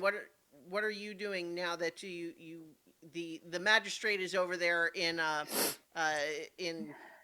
having basically a too hot. I can't do that. It's too hot. Basically having a whole fit over there. They're just like rolling around on their back, just a ugly mess of just snot and tears and yeah. This is going to sound cold and vicious, and maybe the other characters didn't quite realize what they're getting up to when they had a Ronin join their party. But yeah, we can't let them live, so I'm not going to let them live. They did see you. You go and you coup de grace this this mole. I mean this mole saw Peppa. Can't let that stay. Better 2 dead bodies and no witnesses than 1. Yeah. So I think Peppa, as you are looking through this this crate, this chest rather, you are seeing that in it they have what appear to be several stacks of completed trade contracts.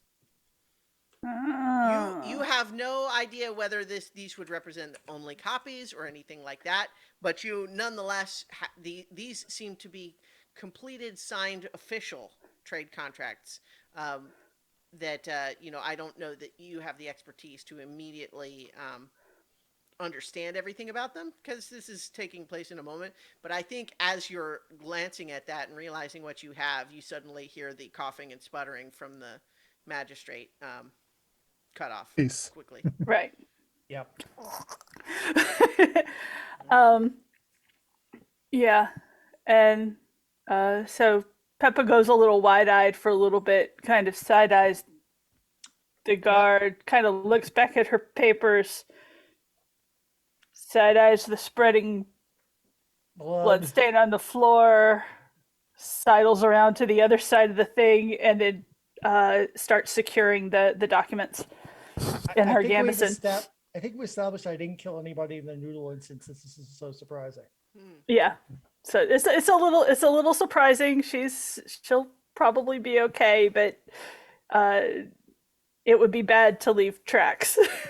Yes, it'd be bad to leave tracks. Yeah. So what I will say, as you're standing there over the body of this mole, Arbin, you hang on, Leslie.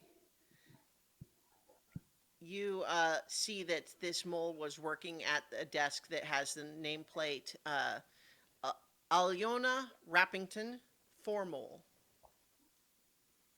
Which you formal as in like a foreman, like, and what Yeah. I think what you understand is that the formal is in charge of like building and construction. Okay. Now he's a former mole. Well, Former FOMO. mm-hmm. What was his name? Alyona Rappington, yeah. Rappington. the third. It's actually the sixth, but they stopped counting after the third generation just because it's actually become a little bit gauche of late to try to lean on your family heritage rather than what. Yeah, the third time's two. In any case, so you're you're taking a bunch more of these papers from this chest, Peppa. You know, are you? You know, once you've kind of got another stack of those stuffed inside. Yeah, I don't really have that much more room. Well, well, you're not the only person who can carry things, and there's probably other things to find there now that you've kind of got the run of the place. Mm-hmm. Yeah. Well, we have to still watch the trap door, but yes, for the moment we have to run of the place for a few minutes anyway. Yeah. Yeah. So. But yeah, is there anything up by the mole, the former mole that that looks interesting to my Well, what they were working on seems to be plans for the market that they're hoping to build. Like, and it has like layouts and sketches of like where there's going to be stalls, and then this will be like an auction house and so on. And they, you know, so they're working on those. That sort of thing is what they had like out on their desk that they were working on. They certainly have a bunch of jewelry. I don't know how much you care about that. I will take the jewelry. Okay. We'll make this look like it's a robbery. Mm-hmm. A personal robbery rather than a papers robbery. Yeah. So we'll mask our intent by robbing the mole of jewelry. Not to mention it's also a coin that we should go use. Yeah. So the value is subjective because it'll come down to how much you can actually sell it for, especially if it's notable in some way. But you can go ahead and write down that you get 4 jeweled rings, a jeweled hat of a style that generally only moles wear, but you know, it's got jewels on it. There are some jewels sewn into like this sort of a fancy vest that they're wearing, but you think that would be like harder. It would take more time to sort of get that off of them unless you just cut the jewels off of it. In which case, that would take a little bit more time as well. How much more time? I mean, only a few minutes, but what I'm going to tell you both right now is by dispatching both of these, you have at least several minutes. But stay longer than that, and it's going to start being potential where we're going to start like trusting fate to see. How big is the vest itself? I mean, you know, mole sized. It's just now on a dead body getting covered with blood. Yeah, I don't want to drip the blood around. Okay. So I will leave the vest. All right. I'll look around for papers and other things that we actually came here for. Mm-hmm. Well, I think you. I'm trying to think. I think you actually weren't in part of the part of the conversation that Lancelot and Nigel had. Yeah, I with think I missed Connor, that entire part actually. about the the what was going to be the trading post. So I mean, I think Yeah, you can. I think that at a glance, you don't see anything else that you recognize enough to know whether it would be important or not. that's fair. I'm the Um, hitter. you could certainly go help Peppa Peppa, with yeah. what she's doing. I can I will do that once I've gotten the rings in the hat. I will Mhm. go help Peppa. Yeah. Keeping one eye on that trap door and the other exits just in Yeah. case. Yeah. And I'm going to say, I think we've pushed our luck a little too far already. Can we rearrange these things so the popped lock doesn't look so obvious and then maybe go ahead and skedaddle out of here? Agreed. Let's go. Well, yeah, you. I think you have, because you failed. You got a failure on a miss on your attempt to break the lock earlier. I think that you. It's in a spot where it's noticeable, and if you move it somewhere else, they'll notice it's been moved, and the lock looks obviously broken. Okay. So you could move it somewhere else where they might not notice right away, but as soon as someone tries to put it back where it goes, they'll see it. Okay. I'm Yeah, actually I going think to we'll ask go us with all that. to take 5 minutes briefly for a quick break and be back in Okay. just a moment.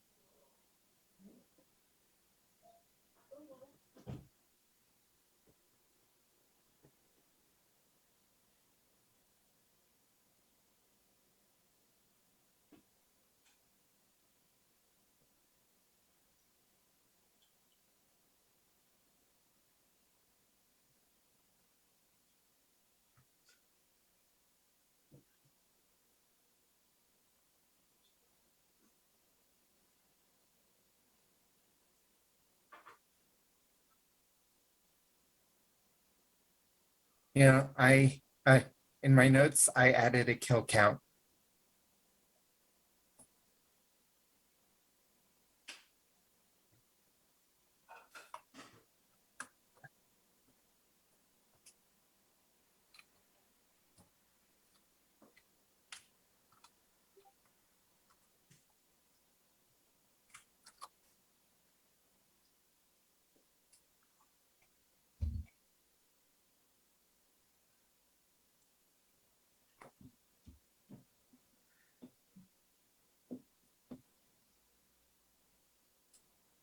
After all, Nigel, diplomacy is just the extension of war by other means. Yeah, I didn't quite realize I had a stone cold killer until I'm deploying a sword and killing him. No Yeah. hesitation, no thought of knocking him out. It's like, yep, I'm going to run him through. At least I don't have, but Nigel can at least pretend to not be a killer. Yeah, His this is weapon not is the first. blunted, so it only does exhaustion. This is not the first person I've killed. First person I killed on screen. Oh boy.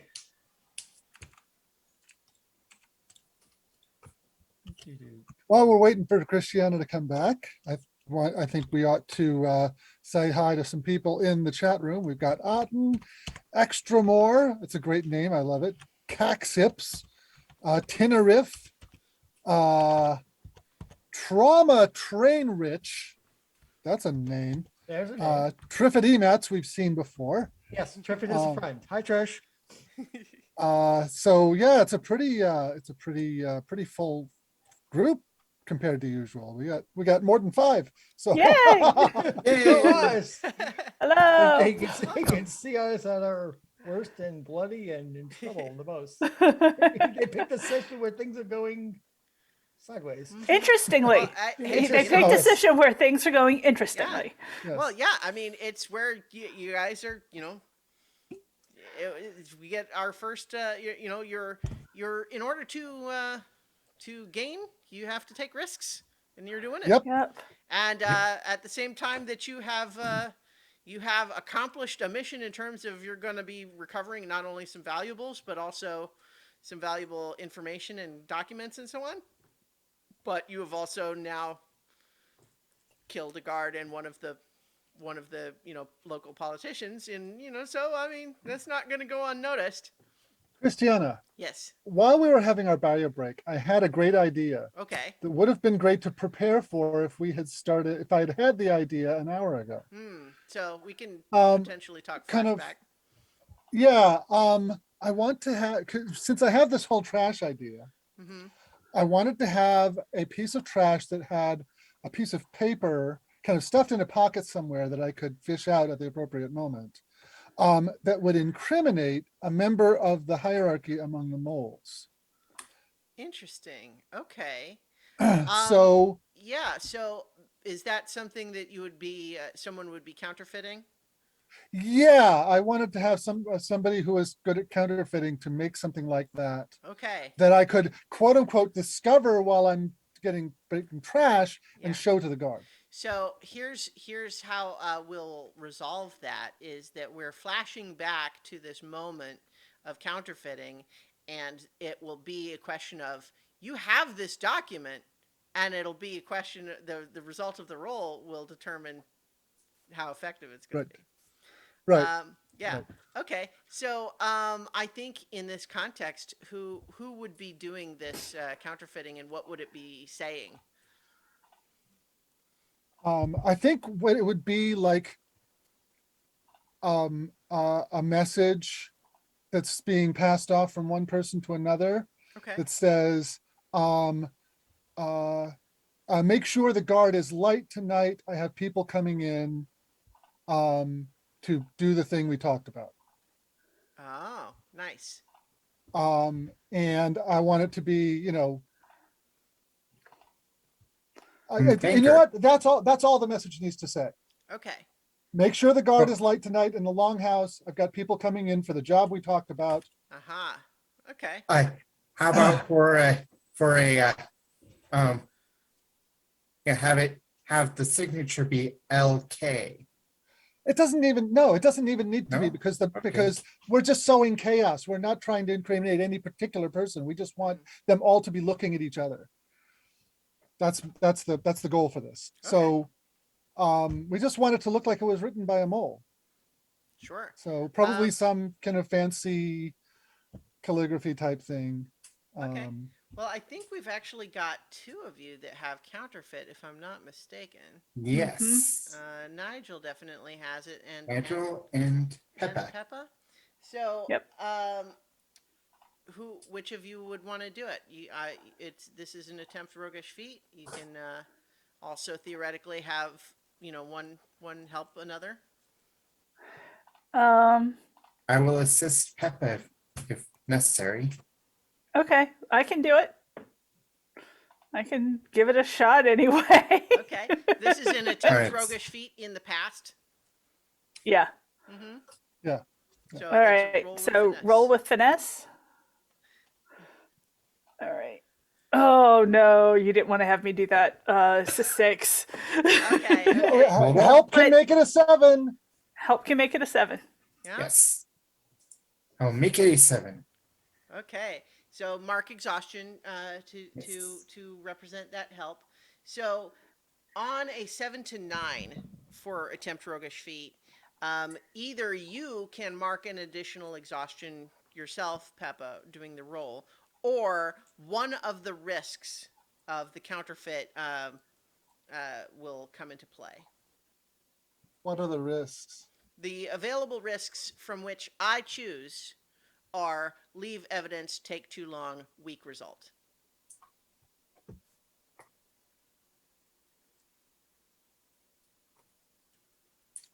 Yeah, and she's not going to take too long. Well, I mean, Yeah. take too long. Yeah, I wouldn't choose that. You don't get to choose. I choose. Yeah, You can yeah, choose yeah, yeah, whether a risk comes into play. I would pick which one. I wouldn't pick yeah, take too long because we're flashing back for this. yeah. Okay. I will mark exhaustion Okay. So we'll because say I that agree this is a great idea. yes. So while this chaos is happening or it's the brief chaos cut short inside the longhouse, Lancelot, you're out there still chatting up this guard. Do you pull out this piece of trash, or are you just holding it in reserve for now? I think I'm gonna kind of when I've got a moment that I can get this to look like it's coming from the trash Mm-hmm. rather than from my pocket, I'm going to pull it out and go, oh, that's interesting, Mm-hmm. and kind of shrug and start to put it into the trash in a way So that catches the attention of the guard. so because sleight of hand is a roguish feat that could theoretically be had, I don't think you have that one. No, I don't. So I what do I'm have no. Oh, no, no, no. Lancelot? I do have sleight of hand. okay. Well, I there you do go. have sleight of hand. Yeah. So let's have you make attempt a roguish feat move to try to make it look like you No. just found this piece of garbage. Unfortunately, it's finesse, which is not terribly Well, good. you know, but the otherwise I was going to have you make trust fate, and so the Yeah, up and, and up yeah. and down sides are better for roguish All feat. right, I got an 8 minus 1 is 7. Okay, so you can mark exhaustion to or accept a risk. The sleight of hand risks draw unwanted attention, leave evidence, weak result. I will take the risk because my exhaustion is almost exhausted. Okay, okay. So yeah, I think then in this case, let's see. I'm trying to think. Yeah. Yeah. So I think that. I think Hmm. Hmm. I've got a suggestion. Okay. Sure. If you're Yeah. the leave evidence one makes the most sense Right. because he might say, oh, this is important. Come with me. We need to Well, give yeah. you Okay. your. I think that does make the most sense. It lines up with what I was kind of imagining anyway, which I was just trying to decide if we needed it to absolutely tie to the sleight of hand piece or just the situation in general. But I think what we're going to lean into here is that he sees that and is like, let me see that. Okay, and I'm going to spend a hold Okay. to deflect suspicion, and Well, yeah. So basically, yeah. in fact, actually, if you prefer, what we can mechanically say is that your hold is going to deflect suspicion from what otherwise would have been the risk to your Right, roguish right. feat. Because So- I think so, but I think in this context, the way it works is you are distracting him with your chatter, which is why he doesn't notice that you realize as you pull it out, it's like, oh shoot, I just turned my pocket inside out. Yeah. I just Yeah. tuck that back in. Well, hey, what's that over there? Yeah. Mhm. Yeah. So I think that he is starting to look at this document, and you realize that you're hoping they're just about done in there because you might see this as a note that should lead him to go check to see if the guard is actually light at the longhouse. Yes. Yeah. So. I realize that I'm throwing some trouble in their direction, Well, but potentially, we'll see. So in the meantime, Clem, what have you what have you been getting up to? I wanted to wait until that guard that I was avoiding is no longer in my path, Mm-hmm. and then I wanted to head back towards the longhouse because it seems like it's been taking a little longer than we wanted. Mm-hmm. This was a smash and grab in and get out. Yeah, I mean, but it also hasn't really been that long. I think it's yeah. been maybe 10, 15 minutes since they landed on the roof. also have in my walking kind of in that area, kind of looping around. Did I see um our friend with his entourage? I think it's unlikely that you would have because he's deliberately leading them away from that area, Nice. right? Okay, I that's mean, good. correct me if I'm wrong, David. Uh, I mean, you were trying. actually, no, I wouldn't lead him away from the area. I just, like, I, Well, so the problem is, you know for a fact that the turtle they're looking for is currently wandering around okay. the Well, longhouse. So I'm just saying, my assumption was that you would take them far away from there for that yeah, reason. yeah, that would be the case. Yeah, Okay. that just makes sense. Yeah. That was why I thought you were going up to that rendezvous point, was so as to lead them far away from where you know Clem to actually be. Hmm. I mean, Yeah, you tell me if your plan is different. That's just what I assumed. yeah. Well, well, what I'm thinking is that go up there and then while we're waiting for people to show up, have some maybe have some talk, find out what is going on. But Okay, so you're trying to what trying to like charm them a little bit. I mean, are you well, trying like they because like why are they looking for this Clem Sparrow? I think at the very least right now they are starting off in a pretty hostile demeanor towards you because you were clearly like it seems clear to you that they knew a fair amount of stuff. They knew your real name. They knew you'd been where you'd been in that day. They knew a fair amount of stuff, and so they seem to know a lot, and they think you're trying to give them the runaround until they physically threatened you, which is pretty true, really. You're still trying to trick them, but so what I would say is, if you want to try to have them tell you a little bit more, that might be a persuade an NPC role, but I think you need to give them a reason to talk to you instead of just having them say, "Shut up and keep walking." I right. So we're as we're walking, just be like,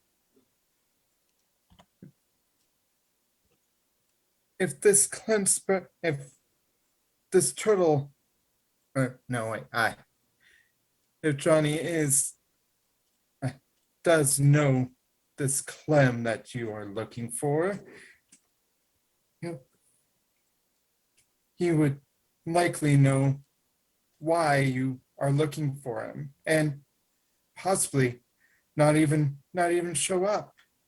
So if I could figure out why you are looking for him, that might allow me to make preparations. So, like, their understanding is you are taking them to meet with, at the very least, the turtle that you were seen with today.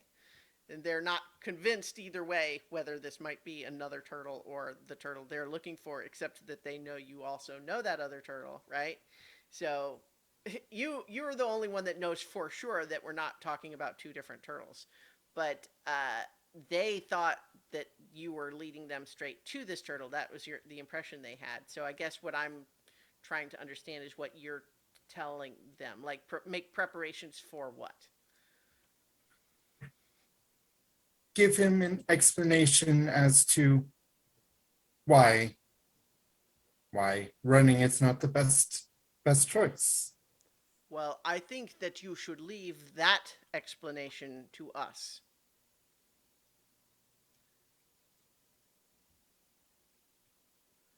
Put us in Hmm. touch with Clem, and then your business here can be concluded. We will deal with Clem ourselves.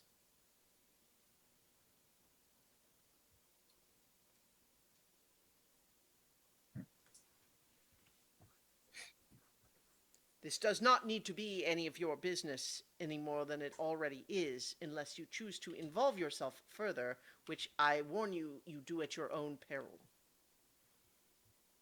Well, given that there is a between there's an amount of connection between myself and the rest of my group, there is a certain level of involvement that I will have regardless. Go ahead and make a persuade the NPC roll to try to get more information out of them. Okay. Because you're pressing for it, even if you're not necessarily giving them.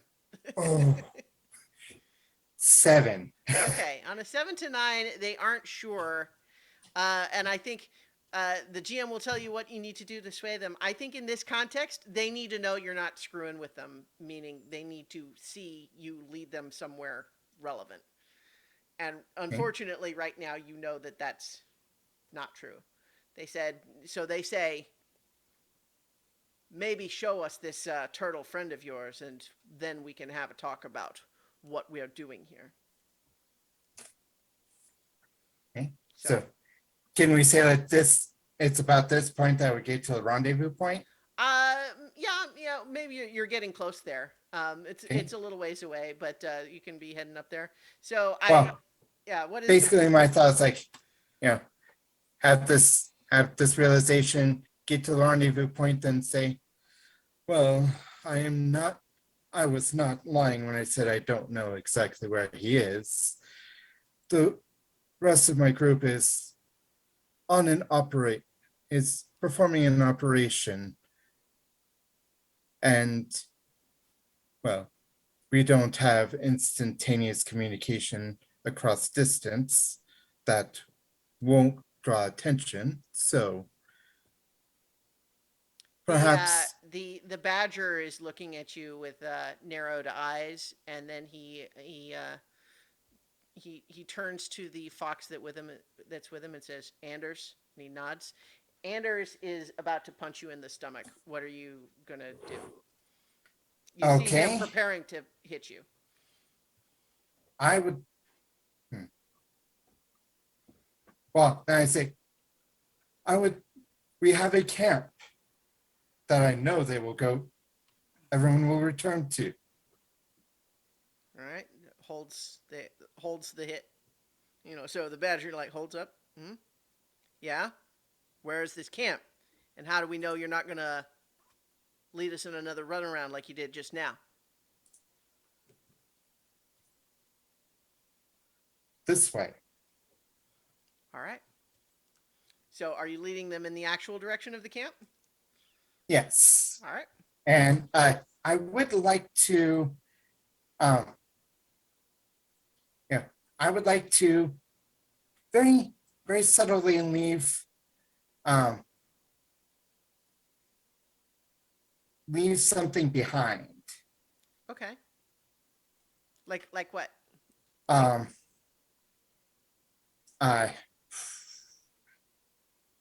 I mean, I'm not going to stop you from doing it. You'll be able to leave something behind. Just tell me what it is. As part of the connection with Peppa, there are, I have a couple stones with ancient writing on them. Mm-hmm. Yeah, sure. Okay. Yeah, so I'll go ahead and say that it's dark. You're able to drop one of those on the ground without it causing any undue attention. Yeah. They don't care as long as you seem to be leading them somewhere. But this badger, who you still don't, I think, know his name, says, "All right, but I'm warning you. If we don't like what we find this time, it's gonna go bad for you." All right, so meanwhile, back at the Longhouse. Oh, you know what? Did we resolve what Clem was up to? I think. If I don't, since I don't see Nigel and those guys, and I get away from those guards, I will head back to keep an eye on that entrance to the for the Longhouse to make sure that either that they're not in trouble or they're coming out, or just basically giving them an overwatch outside. Right. Yeah. So I think you're still reasonably nearby. You had previously gotten a roll to avoid the guard that knows that you're not there. Although I think much longer in this position, and you'll need to deal with some other guard who's, doing their beat. Yeah. But for the moment, we'll say that you're in that vicinity. So, Okay. Arban and Peppa, you have you have looted one of these locked chests. You've looted the jewels from the formal. What else would you like to try to do before you head out?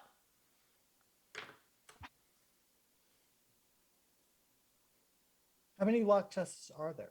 Lee, you're muted. There's two more. There's 2 more lot chests. Yeah. Pop them both and shuffle up the contents between the three things, Okay.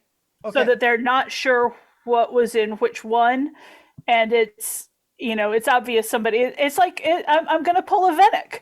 Well, I think that so we can figure out what you do, but I think what you find is that the 3 chests contain different, like clearly different things.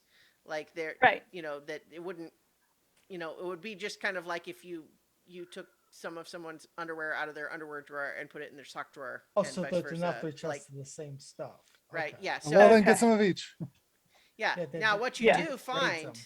is in one of the chests is some coin. And in another, in the third chest is what appear to be financial records as opposed to trade contracts. Okay, so I'm going to let Arbin take the coin and the financial records, since I've got the blanks and the thing. So that's evenly distributed between the 2 of us. Okay. And Then that's it. skedaddle. Let's get out of here. Okay. Okay. So I think that we need one more sneak roll. Well, you know what? What we need is a sneak roll for Peppa, who can do that, and we need a trust fate from Arbin to leave undetected. Listeners, my luck is -1. I'm not the Well. lucky one of this group. Well, could be I've been bad. rolling. I've been rolling pretty low, but All right. So that you can. 10.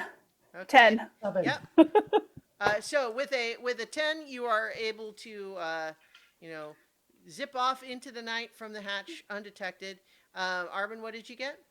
7.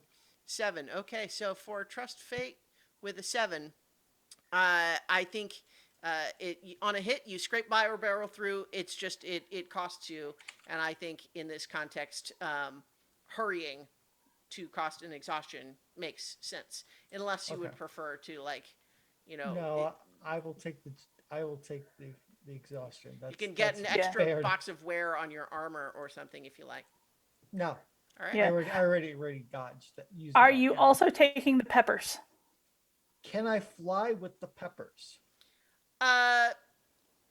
Yes. question. We'll say you can just sort of rig it up on a belt, because Yeah, I'm you know, definitely taking the peppers. If for no other 'cause reason, we can specify. as we discussed in our setup, the balance tips towards Fable. Do birds have hands? More or less. So you do flap your wings, and that is Yeah. kind of where your hands are, but you have means by which you can fly while carrying things. Okay, so I'm so- taking the peppers for Yeah. sure then. All right. So the peppers minus the little bit that you ground up to make, To make the weapon. Yeah. yeah, pepper Yep. sand. All right. So do you have, had you planned any signal to give your comrades in order to let them know that you were free and clear?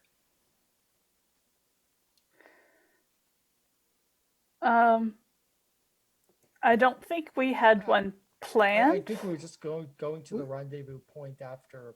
Were you going to the exploring rendezvous point or back to the camp? rendezvous point? Yeah. Okay. That was the plan. Yeah. All right. This way they know we're safe and clear and we can all proceed rather than them wondering Okay. what happened. All right. Yeah. So, did we establish, was there a signal? I don't know. think, yeah, I think that any signal would be likely to draw mole attention as well. So Yeah. we just, potentially. after an hour, head back to the rendezvous point, and the rendezvous point is where we make sure that everybody's okay Mm-hmm. and whether we need to go track anybody down. Okay. Yeah. All right. So in that case, then I think that all of you, or at the very least, Arbin and Peppa are able to return to that rendezvous point reasonably soon. I think Clem and Lancelot wouldn't necessarily have any way of knowing when they were done, and it's not been an Right. hour. But I think No. Lancelot, this is where we can pick back up with your guard reading the note and sort of big brow furrowing over the little eyes. He's holding the note very closely, I think. And Do you says, think that's something worth looking at? well, I don't know entirely, but it's certainly worth investigating. No? Well, I think it's okay if I don't put that in the trash if you need to investigate. Yes, well, no, I will take this if you don't mind. Be about your business. And he goes to the Okay. to the longhouse. Yeah. And I will patrol around a little longer and Alright. finish my job and pack up my sack and go to the rendezvous point. I think that, well, so it wouldn't be that much longer because as soon as the guard opens the longhouse door, he's going to see 2 murdered people in it, Okay. and that's Yep, when. and Yeah. So I think Lancelot, you tell me how close around to where Clem is, who's near the longhouse. But Clem, I think you see a mole guard with a piece of paper in his hand head towards the entrance to the longhouse. Do you do or say anything as he's about to go in? Having no idea what's really happening inside yet. Oh man.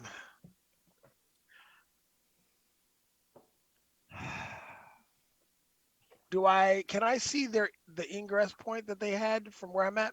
Like because they went through the No, on the because roof? the hatch they used is on the roof. You wouldn't be able to see that from the ground. Yeah, and it's it probably was too dark. specifically chosen for that. Yeah, and it's probably too dark for me to see them flying. And I'm a turtle. I do not Well, have this is exactly best why I eyes. asked if you wanted to have a signal, and so yeah. they So look I mean, in a for all hur- you know, they're still in there doing their thing. Do they look in a hurry? I mean, more or less, like they're not sprinting, but they seem to be, Hustling. yeah. They have a goal. They're not just meandering on patrol.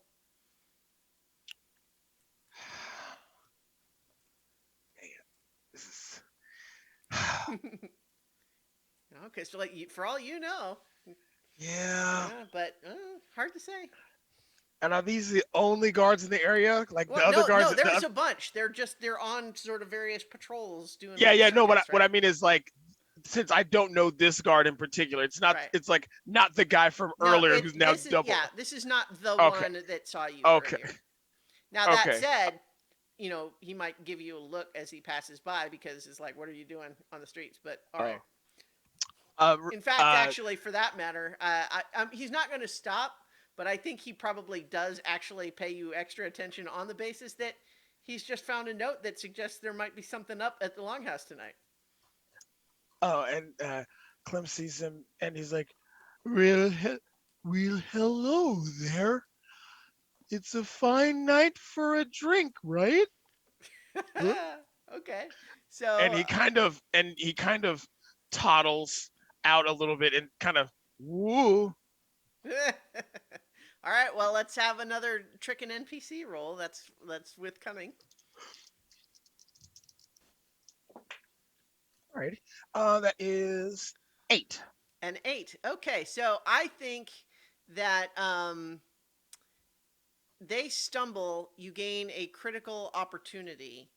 I think as you look like you're about to topple over, they do like stop what they were doing, and they were sort of like lurking, like they were about to try to catch where you might be about to fall.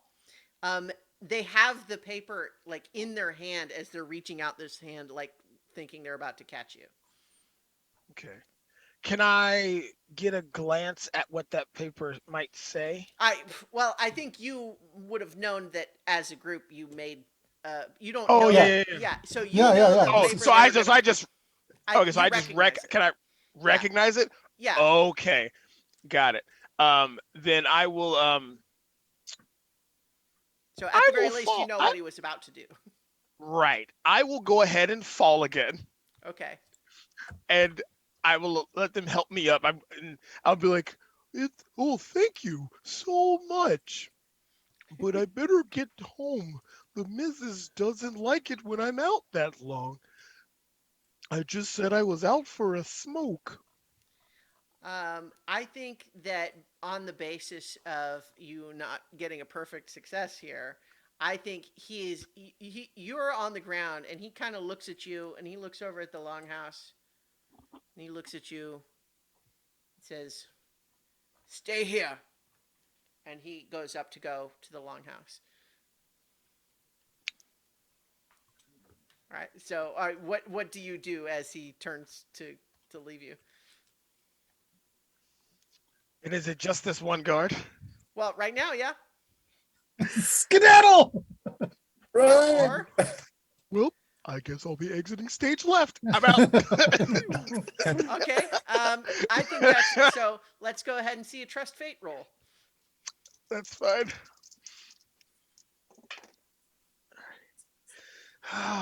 Okay. That's a 7. Okay. Okay. So, how about this? You can, let's see, Mark. Let's see. I'm trying to not just have it always be exhaustion.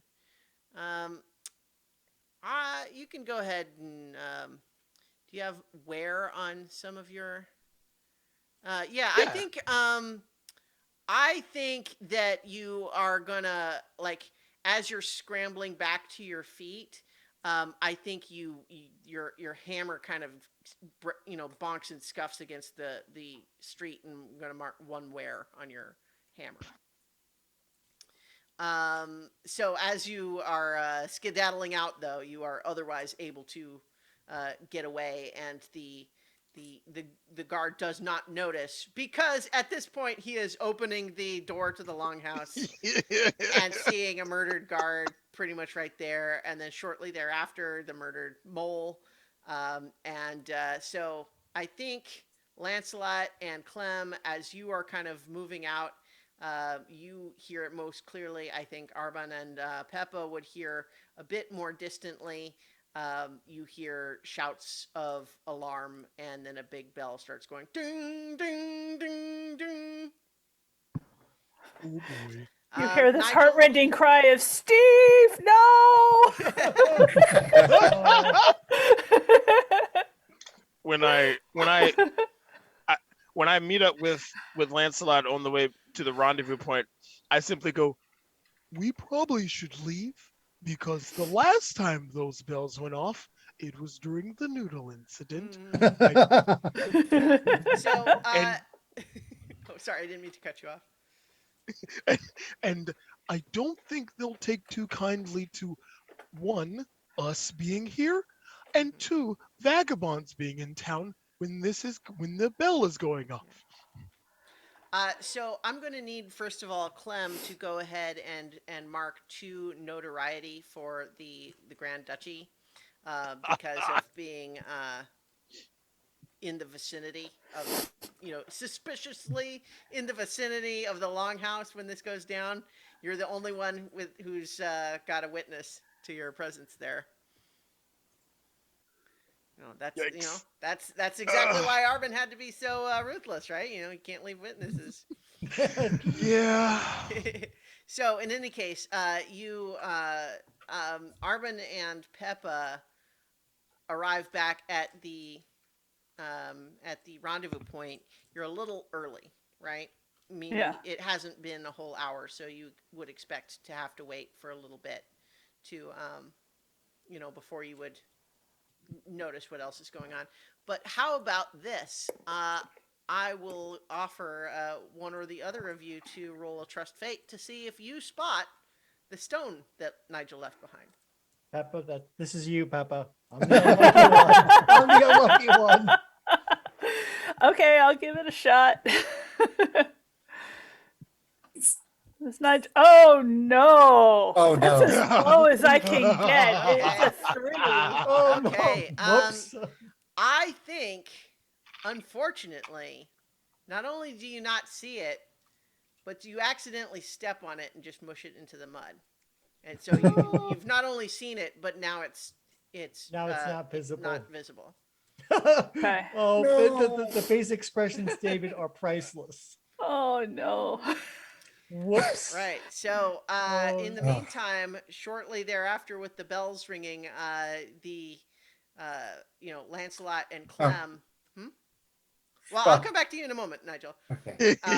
Lancelot and Clem would be hurrying back up to the rendezvous point, and I think you would probably arrive not too long after the bells have started going off. And you kind of like look around to see if Nigel's coming. You don't see him anywhere. Uh-oh. There's Yeah. definitely a lot of activity going on down at the down in town. What would your Yeah. thought be?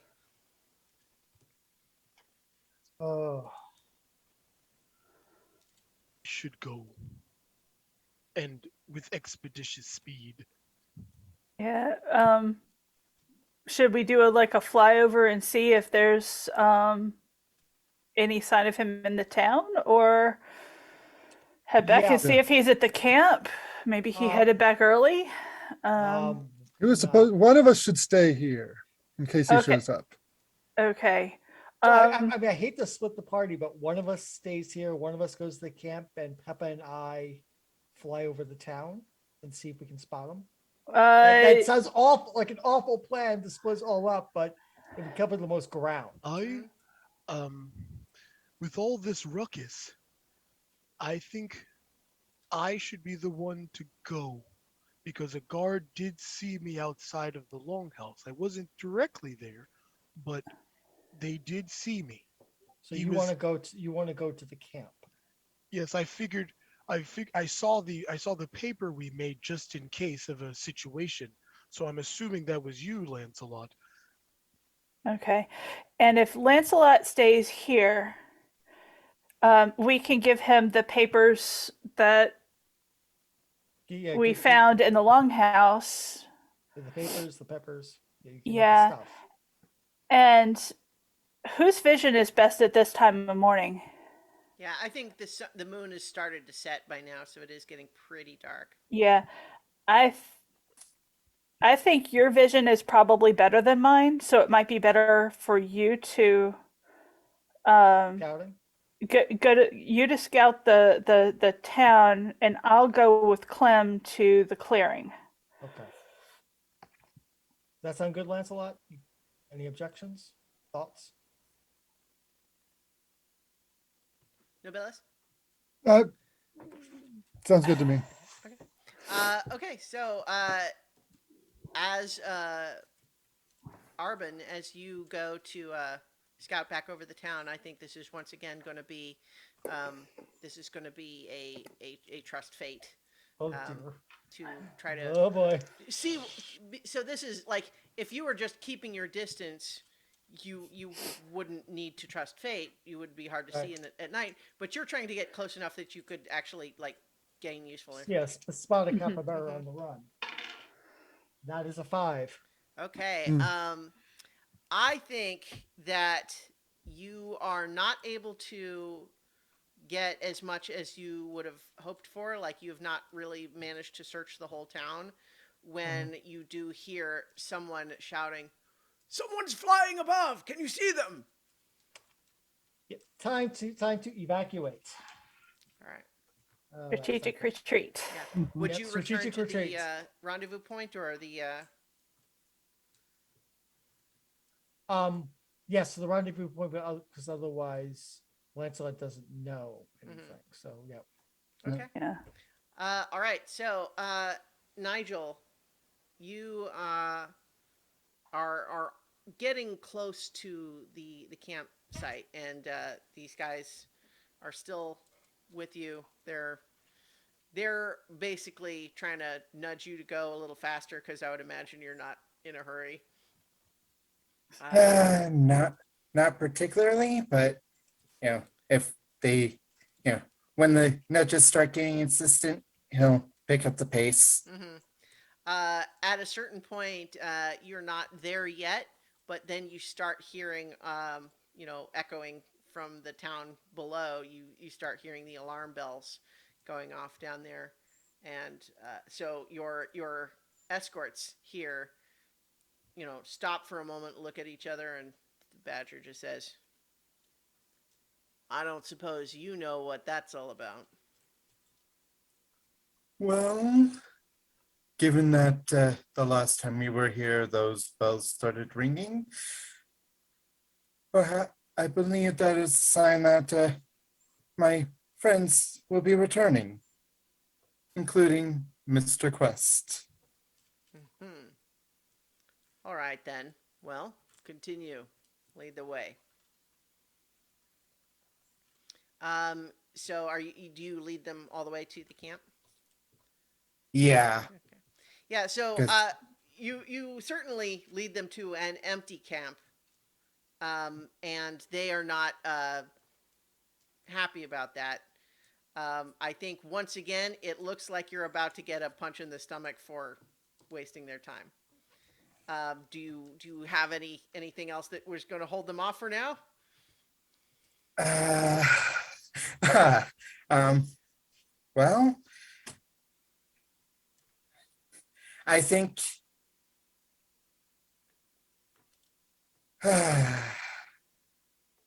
I think, well, if they're not satisfied with waiting where people are going to come to them, then Well, so let me put it this way. There's a punch coming your way. You can try to evade or escape or fight back, but you could also just take it. I think uh, I think I'm going to pull out my staff and try and parry it. Okay, here we And go. the captain bar is mixing it up now. Yes. So that absolutely, in this context, is going to be an engage in melee roll. So please, Actually, isn't it a special move, parry? do you have the parry weapon skill and that your Yes, I do. you do have your staff has parry, and then you do also have the parry weapon skill. So yes, you can do that special move. So when you try to parry the attacks of an enemy at close range, mark exhaustion and roll with finesse. Okay. Oh, only 6. Okay, yes. So Oof. unfortunately, you try to get your staff out and block the punch, but they're too quickly for you. They're too quick for you, so you get the wind knocked out of you. Take 1 exhaustion harm, Oh, geez. and they look down at you. One of them kicks your staff away, and the Badger just says, "Mr. Farnboot, please."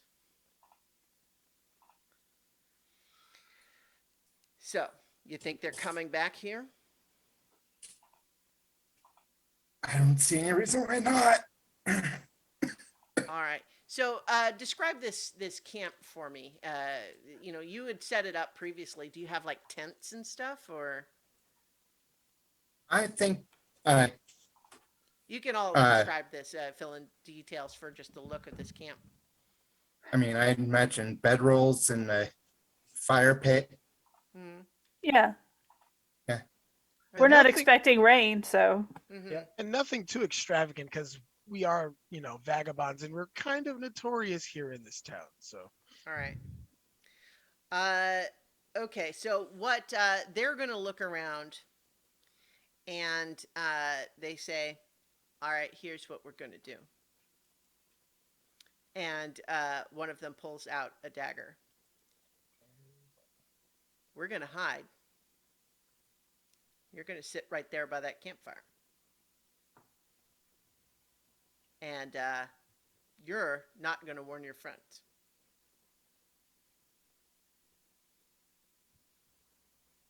Do we have an arrangement?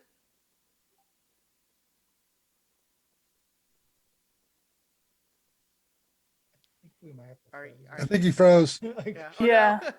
No. What a What if time they're- for that. Yeah, he froze. Oh, Okay, well, wow. put a perfect time to cut away to we have Clem and Peppa on their way to the campsite. Yeah. Okay. Oh gosh, this is gonna be. Ooh. Cluster block. Oh yes, yes. What a Clusterfuck. flock! What a flock of clusters this will be. Um. Oh, there we go. There we go. Yeah. So All right. so did you hear the threat that they made, Nigel? I just heard that they're going to look around. Oh, no. So what they said is that one of them pulled a dagger. And they said that they're going to hide. You're going to sit there by the campfire and wait for your friends, and you're not going to warn them. Okay. All right. So they proceed with this plan. They kind of space themselves like around.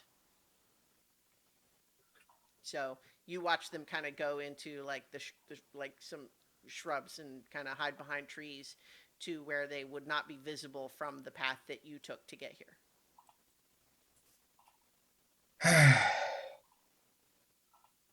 All right, so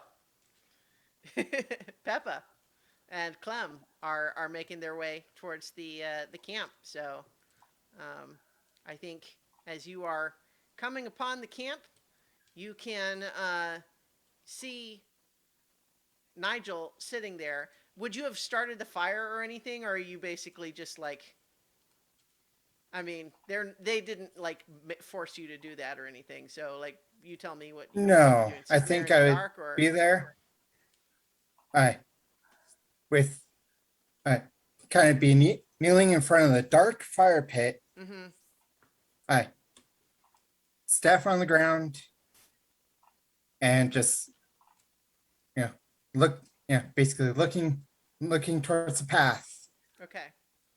All right. So no, they definitely took your staff. They did not Okay. leave that for you. Yeah. Well, I would not have my book out, which Okay. Mhm. Yeah. So I will give Clem and Peppa, one of you, the opportunity to do read a tense situation if you like, because even though I think you don't see any of these others, It's a tense situation. yeah, Nigel. Yeah. Well, not only is it a tense situation, but I think it looks weird because first of all, why is Nigel here and not at the rendezvous point? Uh-huh. Why is he And- sitting there with no campfire? Something's fishy, right? Also, is that cunning? So read a Yeah. tense situation is cunning. Yes. Yep. I put it over to Clem. Yeah, I'll try that. Okay. And let's see. Hey, and all right, yeah. I don't know if my connection with him would help it remove the exhaustion, but this is kind of observing something important. Um. And it's dangerous. Well, so what's your It's we're family. Nigel and I have each other's backs when we were running out of a clearing due to our inquisitive natures. right?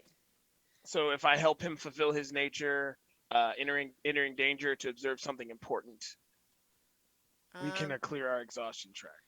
Yeah. Okay. I feel like it Yeah, has yeah. aspects, but it's not that correctly. It's dangerous and it's observing let's see. something important. But Yeah. I think that. Yeah. I don't think that would trigger here. yeah, they're just individual components. Yeah. Now we can certainly we can talk more about that late, like after this, Yeah. but it wouldn't have triggered yet or here. Yeah. But yeah. So what did you get? Did you roll? Let's see. Here we go. Woo! Plus cunning. That's 13. Oh, so great. So you can ask 3 of those questions. What's my best way in, out, through? Who or what is the biggest threat? Who or what is most vulnerable to me? What should I be on the lookout for? Who is in control here? You can ask 3 of those. Who is most? And then you'll get +1 to act on the answers. Yes. What I is think my best way through this? Um, Actually, no. I'll ask one, but I want to hold the others. Who's in charge here? Okay. I think you can tell first that the only person you can see is Nigel, but he very clearly, his body language indicates he is not in control, and I think that maybe there's even a moment where Nigel, maybe you just without even, like you are just kind of glancing around a little uncertainly, and I think there's a moment, Clem, where you see him look at a certain tree like he's expecting something to be there that you don't see, and so you're thinking Okay. there's someone else in this area, at least one other person. It's definitely not Nigel in charge. Alrighty. I will. I'm gonna pause and put my hand on Peppa Hmm. and just kind of casually shake my head. I would like to I would like to go in my shell, Okay. and I would like to find something flammable, combustible even. Okay. Ma- I think that's so. Describe something simple there, and then we can maybe have you pull depletion to have it. Um, Also, I will say that unlike some moves where you have a hold, like with mhm. figure someone out, this one doesn't work like that. Okay, You really are supposed to ask them all right away. okay, yeah. In that case, I would think that the the what should I be on the lookout for is yep, the next one on the Yeah. list. Hmm. Mhm. yep, Yeah. So I think that uh, you are. It's clear to you that this is an ambush, that there are people hiding and waiting. You don't know that they're waiting for you specifically, but certainly this is 100% a trap, okay, and that what you should be on the lookout for is people to spring from hiding to okay. yeah. And what would be my best way through this situation? Would So yeah, eh, when you I I was gonna say I don't want to. I didn't want to necessarily ask that one because if I expect them to jump out from the unseen, I was going to mhm. try to use an improvised Molotov to light the area so I can see them. Okay, But okay. Yeah, so well, I think so in this context, to some extent, um, not triggering the ambush is the best way. But the problem right now is that Nigel seems to be in danger, right? And yeah, so the best way for you would be to just not go into that place that's obviously a trap. But Nigel is the one that's in danger as a result. Like um, yeah. That way, so not going in would leave him at their mercy. yeah. But what I will allow then is in this context is the +1 to apply if you were going to try to trigger the trap without walking into the middle of it and try to help Nigel to escape that. I would allow the +1 to apply to those moves to that effect. Right. So I would like to I would like oil, like because I would generally have some sort of oil or maybe like something for a lantern, Mm-hmm. and I would like to take that and use it as a Molotov. Yeah, yeah. And what? I'll go ahead and mark depletion, but I'll let you rig that up. Well, for that matter, I mean, it's a little bit like the improvised weapon move, which you don't have that weapon skill or that roguish feat, but No, but but you yeah. I do So I have jury rig and right, my nature is improviser. So right, yeah. So I think the jury rig move, you could definitely, hang on, let's see. When you create a makeshift device on the fly, you roll with cunning. So mark And- depletion, and then I'll let you have that be the move. Right. And I do I roll for it? Yeah, you roll Or- with cunning. yeah. Right. Come on. Oh, wow. Okay, that's an 11. Okay, yeah. So you have created a device that works once, then breaks. And that's a pretty good description of a Molotov cocktail. Yeah. And on a 10 plus, choose one. It works exceptionally well, or you get an additional use out of it, which in this context would probably make less sense. But we can say Well- it works exceptionally well. Well, guys, I think I just started a forest fire Well, because I'm going to throw it at the tree that Nigel looked at. yeah. Okay. So I think in this context, you are. I think you have made the device, And and it so works now it exceptionally is. This is the move that you're making now is the target someone, right? You're Yep. throwing this device, right? But you have made one that will work exceptionally well, and you have your +1 to act on your redetect situation moves. Lee, we are only need Jason your Mendoza. participation to have a quintuple facepalm here. I don't know why you're holding on. I'm waiting.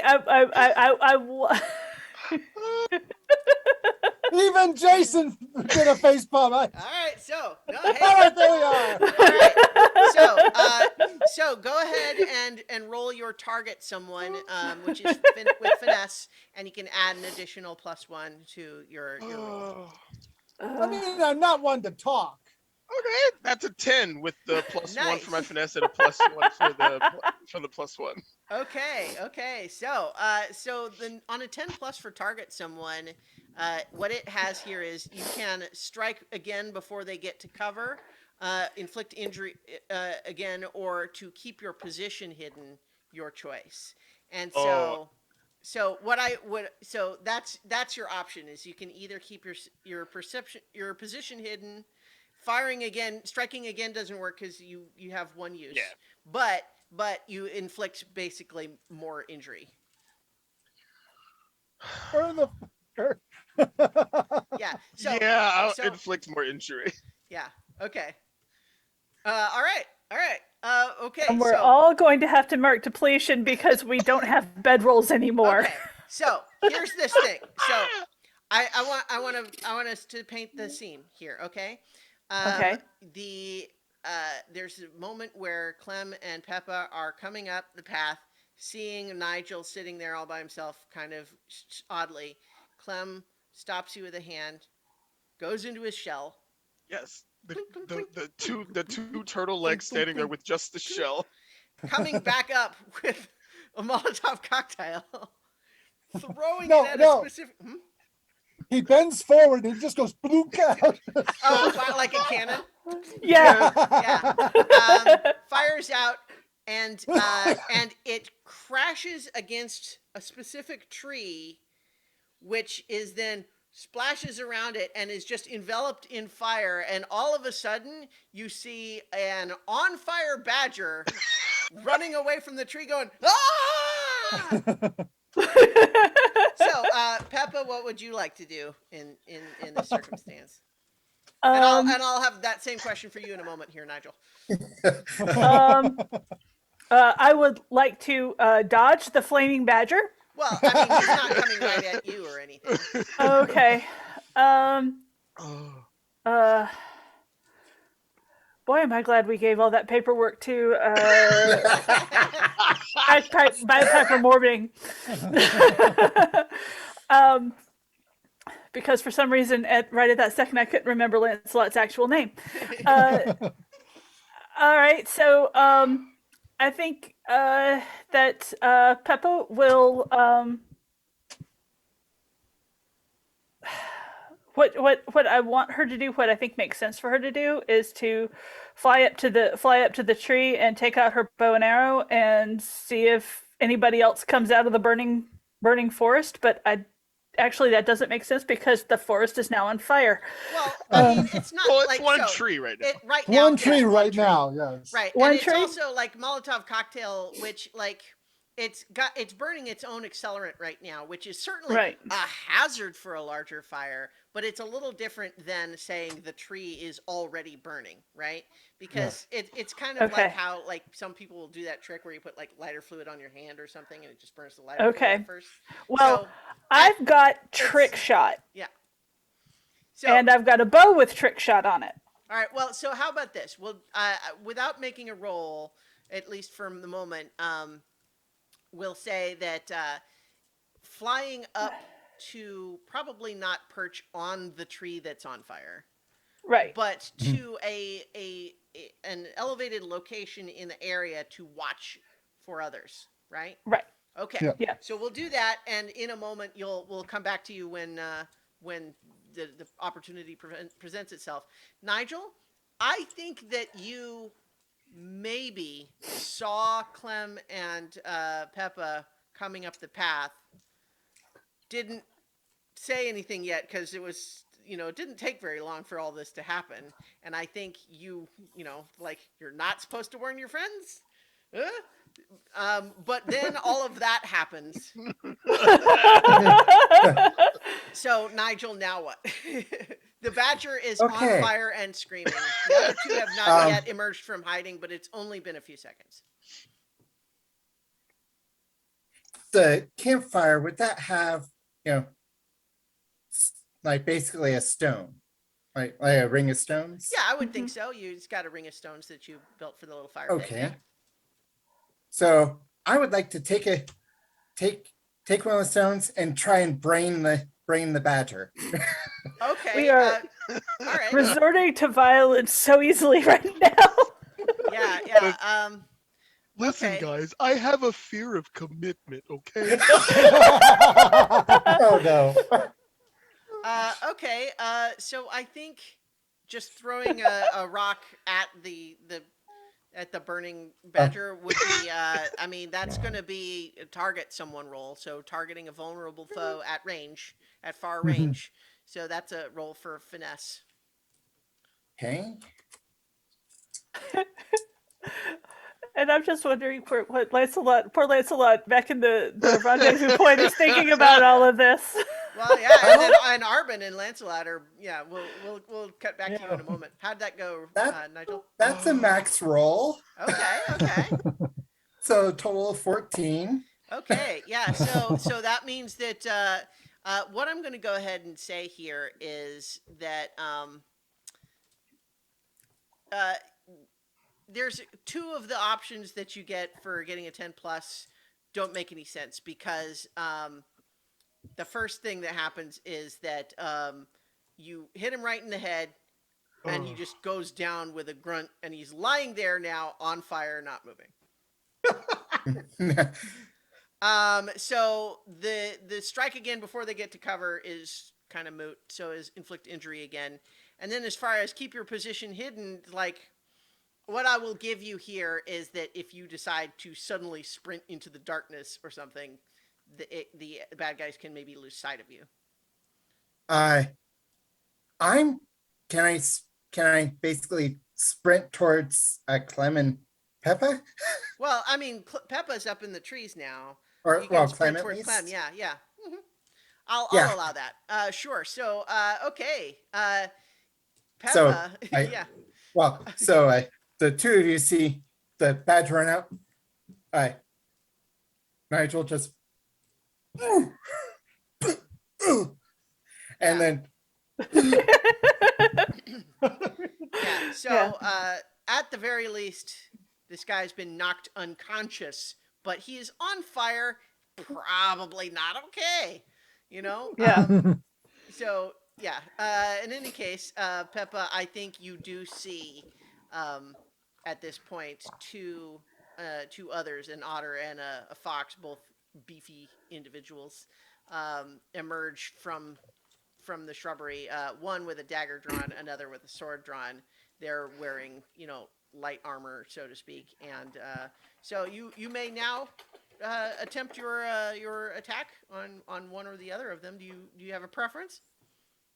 Um, let's go for the otter. Okay, he's the one with He's the sword. cute. Let's kill it. Yeah, Wow, that was the killer here.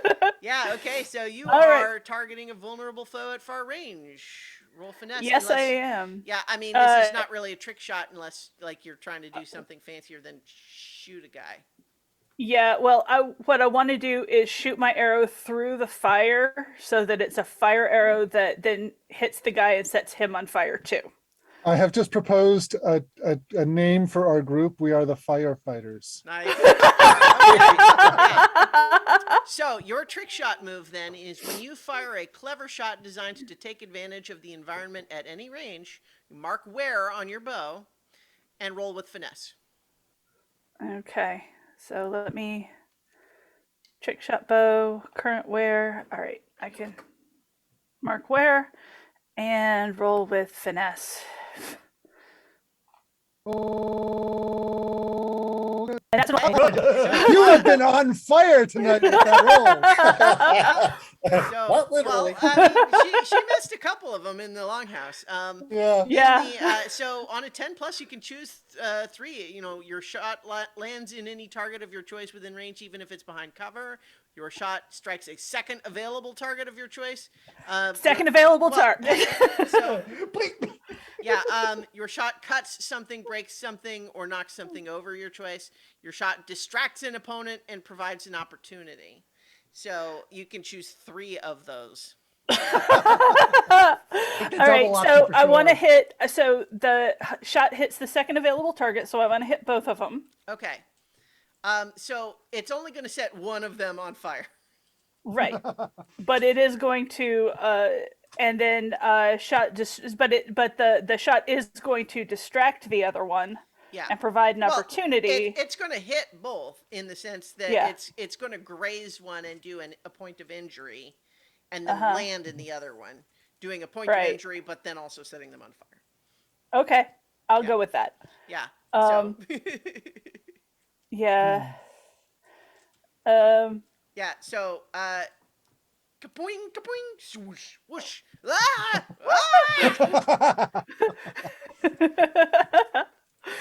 Ah! Honestly, that shot is basically doing all of the above, and it is awesome. All right. It is. This, and this so- is so much worse than the noodle incident. Yeah. So. Yeah. Smaller scale. So I think at this point, the one that is injured but not on fire just runs. He's running in the direction of going back to the town to the extent that he can. The other guy is currently throws himself on the ground to try to put the fire out. The one that you grazed looks like you messed up his armor a little bit, but he doesn't seem injured. But that said, boss is dead, friend is on fire. That's time to strategically retreat. That's his view on the situation. Mhm, But the makes friend sense. that's on fire decides he should put the fire out before he runs away. You know, his boss didn't learn that lesson apparently. Yeah. Well, boss but- was also in fire when he was on Yeah, fire. yeah. True. So in any case, right now, I think Clem, probably you're kind of the next to go in this kind of sequence. Is that one of them seems to be just trying to run away. The other one is trying to put himself out from being on fire before he you would guess that running might be next on the list, but he is busy first. What direction is the one running? Because Back towards town. So he's coming down the path that we were on. Yeah. Okay. Great. Well, more or less. More or less, because right, you're a little bit into the woods, right? There's a little bit of a path there. He's not necessarily running straight on the path, but he's running in the direction that will lead back to town, Right. like along the path, and then maybe planning to reunite on the path. But like, my point is, he doesn't need to like just run right next to you or something like that. Okay, that's fine. I would like to step into his path with my hammer. Okay. because I'm going to try to hit him in the face with it. The running one or the one that's the one that's on the ground? The running one, since the one on the ground is having to put the fire out first. Okay. Because and I learned my lesson from the longhouse. No one can see us, especially in this case, because again, Clem has a fear of commitment. All right. So, in this case, I'm trying to decide if we need because getting like he's trying to run away, so you're not fast generally, No. right? So I think we need a roll to see if you can get up to, because if you want to be in melee range, you have to catch up to him. Yeah. So how Could about I- this? We can this could be a hang on, let me see if there's a Could I throw my hammer? I mean, you can. The hammer is. I'm trying to think if this game has a specific rule for things that are But it is heavy. specifically thrown weapons or not. You know what? I will let you. I'll let you give that a shot. Yeah. Right. And then So- check the rule later. Yeah, exactly. So this would be target someone is rolling with finesse. Alrighty. Okay, 7. So on a 7, that's a hit, and you inflict injury with your hammer, which is going to do. Your hammer is heavy bludgeon. Let's see what. Yeah. Trying to remember what those It's tags. not blunted. Okay. I can if I Well, the have hammer the is not. cleave. Yeah, if I have the cleave, I can ignore his armor. Well, yeah, but I think that weapon move is its own move, and it doesn't apply when you're throwing a hammer that's not meant to. Oh yeah, I'm sorry. The heavy bludgeon means I can mark exhaustion to ignore the enemy's armor Oh, okay. when I inflict harm. Yeah, so I'll let you do that then, because that tag. Yeah. Go ahead and mark exhaustion. You're just like, and so it does do the harm, like, but he's not down. He can take more than one injury. But you definitely clunked him good, and he staggers before continuing to try to run. So let's briefly cut over to Lancelot, and Arbin has returned, having gotten at least spotted at a distance and not really seeing anything. I think that it's possible, and I'll just go ahead and say this because I like it, that you're trying to decide what's next, and you happen to glance in the direction of where you know the camp to be, just past the tree line. And you're just like, is that a fire? I mean, in the darkness, the glow of the fire is going to stand out. 2 coins says that's Clem. And yeah, I think we take off. And, No and Armin bet. says no. Two coins says that's Peppa. Okay, so I think that you can, take off in that direction. Question Yeah. is that Arbin, who can fly, would surely go faster than Lancelot, who would be on the run. Yeah. Would you be waiting, or would you just try to get there? I'll get there as fast as I can. Okay. Yeah. All right. So sorry, Lancelot. It's like So life. I'm not that much of a fighter anyways. Sure. Okay, so Nigel, there are now the one guy who is running looks like he's running a little wobbly now after getting Clem's hammer to the back of back of the neck between his shoulders, kind of staggered him, but he's still running. The other one has put himself out, but he's still on the ground. I think that's the one that took your staff, by the way. So like it's laying on the ground near to where he was hiding.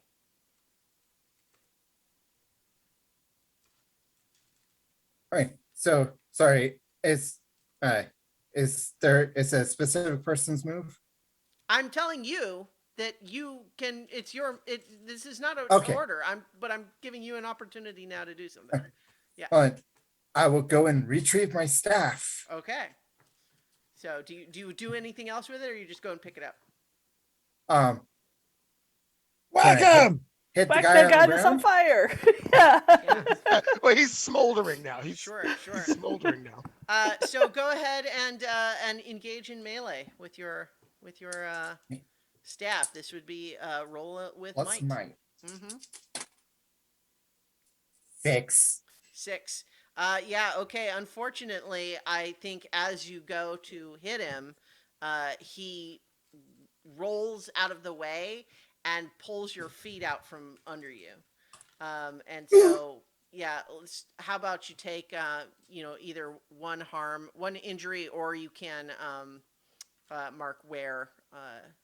You don't have.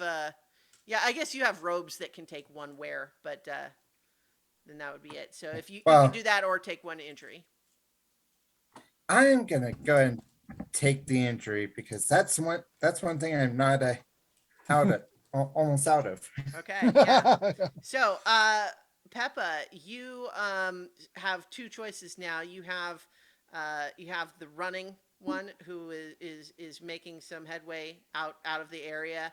You also have the one that has just knocked down Nigel and looks ready to pin him. Running guy. Okay. Right. So go ahead and target someone. Yeah. Target someone far. Roll with finesse. Unless you're doing your trick shot. No. Okay. No. And that's an 8. Okay, so with an 8, you hit. You inflict injury, and he had already used the wear for his light armor. He had already taken one injury.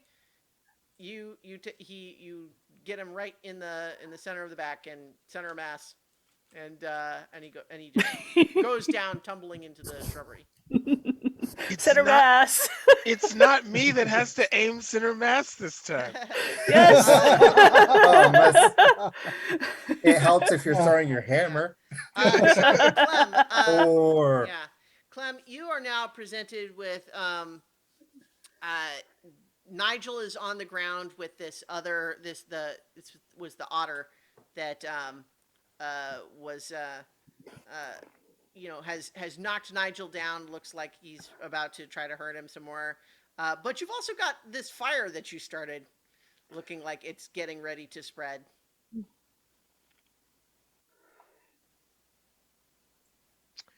Well, I will look at the otter and go, if you don't mind, you didn't see us, you never found me, and you can go. Okay. So go ahead and persuade an NPC, given that you are giving him a strong motive, which is we won't kill you. I say, tell LeBlanc you didn't find us, and it was some mole people that did this. Oh, is that wait? Is it cunning? Or is it charm? No, it's charm for persuade an Ooh, NPC. yeah, that's 6. That didn't. Okay. I will. Does Nigel want to? Nigel, do you want to try to help and turn that 6 into a 7? yeah. Well, If you have a point of Actually- exhaustion to mark. Yeah. that would knock me out. Okay. Well, so what about Peppa? Do you have a point of exhaustion to mark? Oh no. Okay. Well, so unfortunately, You guys are just looking too ragged to be really threatening. Exactly. Yeah. Yeah. And I'm gonna shoot him in the back as he runs away anyway. So I think what happens is that he manages to get his sword, and he's got it at Nigel's throat, and says, "How about this? You let me go, and when I'm good and clear, I release your friend to you. Otherwise, he dies."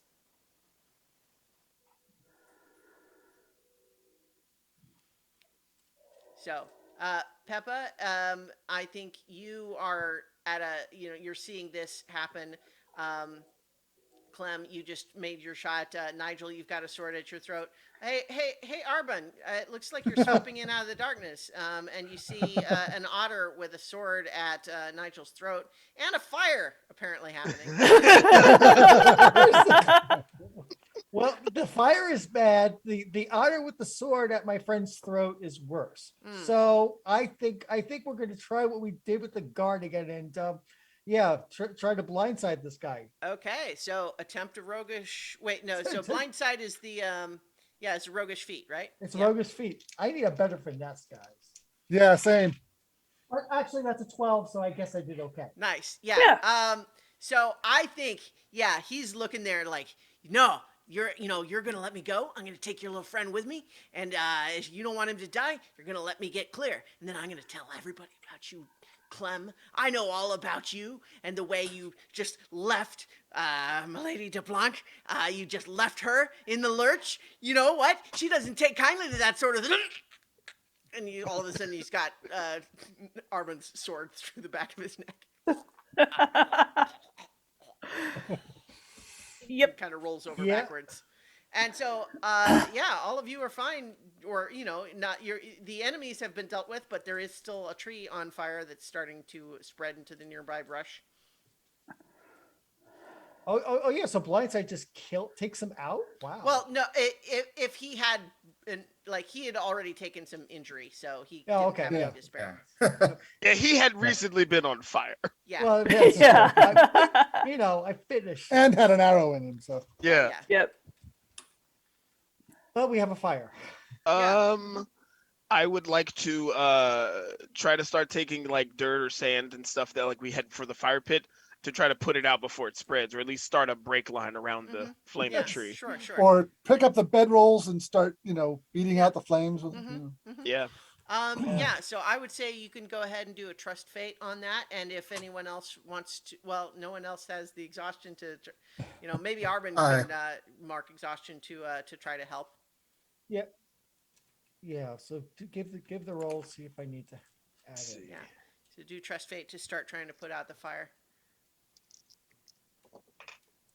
Oh, that's a 12. That's 6 and Oh, 6. don't need my help. Yeah. Nice. All right. So I think that you are fortunate in the sense that this tree was kind of old enough and robust enough that although it's kind of scorched and blackened, once all of the the alcohol or the oil from the from the Molotov cocktail burns away, like the tree itself is not burning other than some smoldering patches in the bark, and you're able to get the rest of the brush controlled, like to keep it from spreading much further. And so with a little work, you're able to put the fire out.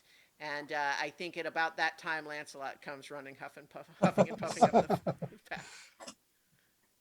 And Clem looks around and goes, "No, in my defense, I didn't know it was going to work that well." I think Yeah. that's actually a good button to go ahead. Let's do our Yes. session ending moves. Yeah, so we forgot last session on the stream to do the session moves at the end, but now we can certainly do them. So session moves. First, does anybody have drives that they feel that they completed? Oh, Yeah. my I think bummer, I not think clean. anybody with anti-militarist who is involved in this caper should advance. Yeah. I agree. And, Certainly, Clem, one of his drives is that he is wanted. Wanted. Yeah. You've got a bounty on your head. Advance when you defeat or evade capture by a serious threat trying to cash in on your bounty. Yep. So that definitely counts. Yeah. Let's see.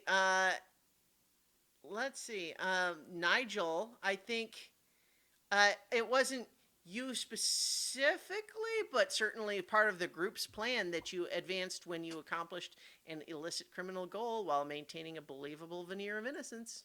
Nobody saw you do Okay, anything. I'll take it. Or the only people that did were people that are dead now.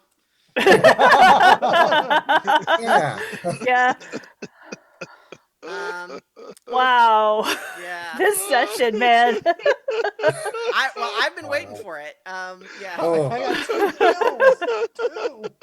All right. So, yeah, I think both Peppa and Lancelot can complete for anti-militarist. Clem certainly completes for wanted.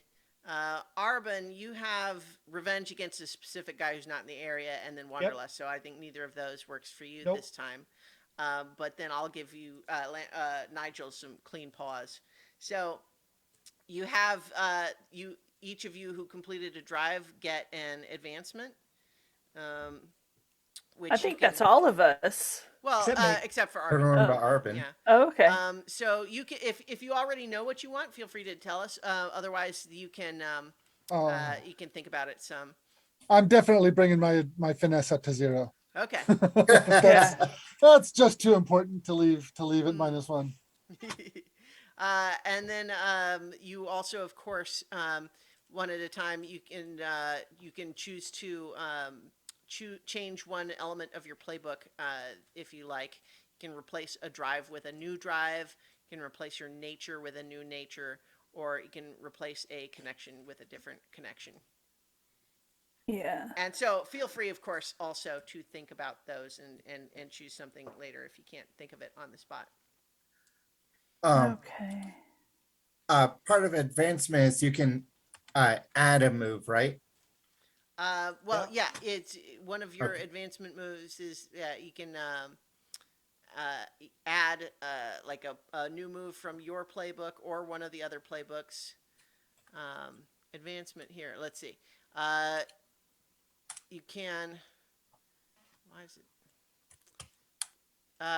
Take +1 to a stat up to a maximum of +2. You can take a new move from your playbook or a new move from another playbook. There are maximum numbers for how many times you can do that. You can take up to 2 new weapon skills. You can take up to 2 new roguish feats. Or you can add 1 box to any harm track. Or take 2 new connections. Mm-hmm. Yeah, I think I will get a well, yeah, I think I will add a new move, an eye for the real story. Okay. Real story. Yeah. I'm vacillating between getting a couple new roguish feats and getting another move. An actual like move.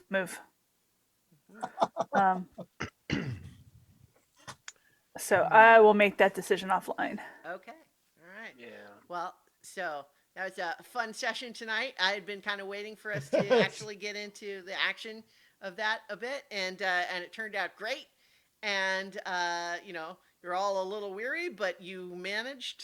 Like the only one. Every single one of us has an exhaustion track of 3. No, I Yeah. have 1. Okay. All right. So, I'm the oh one yeah, with that's the switch. big difference. We're all exhausted. Yeah, you're exhausted. Some of you took a little bit of like injury, but only Clem was actually. So Clem was definitely spotted in a recognizable way in a suspicious location, but that's all. Arbin wasn't spotted specifically, but someone did see a bird circling overhead during their investigation. Yep. So that's suspicious enough that they might be questioning birds, because there's definitely going to be an investigation now that one of their officials has been murdered and a bunch of their important documents have been stolen.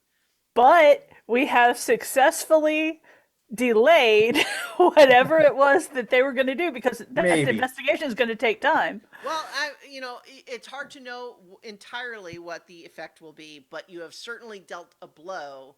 And so Yeah. here's the thing, is that you don't mark notoriety for that, or frankly at this point prestige for anyone else, because no one knows yet. it was you. Yeah. And But on the good side of things, we're not technically in town, so we can leave. Well, there's a checkpoint. yeah. There's No. the checkpoint. No, we can Yeah. check, but we can leave over land. Yeah, Well, that's but you that's can- good. Yes. if you wanted to go back to Sundell, there's a checkpoint on the bridge. But yeah, Yeah. you can Yeah. go somewhere else. Yep. Yep. All right, so Um, we'll discuss. We can talk about that your next week. steps Oh, yeah. because you all need a little time to rest, I'm sure, and yeah. But you've also got a bunch of loot and documents. Yeah. All Yep. right, Yeah. great job, everyone. So we will return not next week because we have some folks that are going to be out. So our next session of this game will probably be in 2 weeks, and next week we might play something else. We'll figure it out. But in the meantime, I hope everyone has finds their own level of adventure. Ha ha ha. On so many Every levels. level. Levels. Woo! Ah.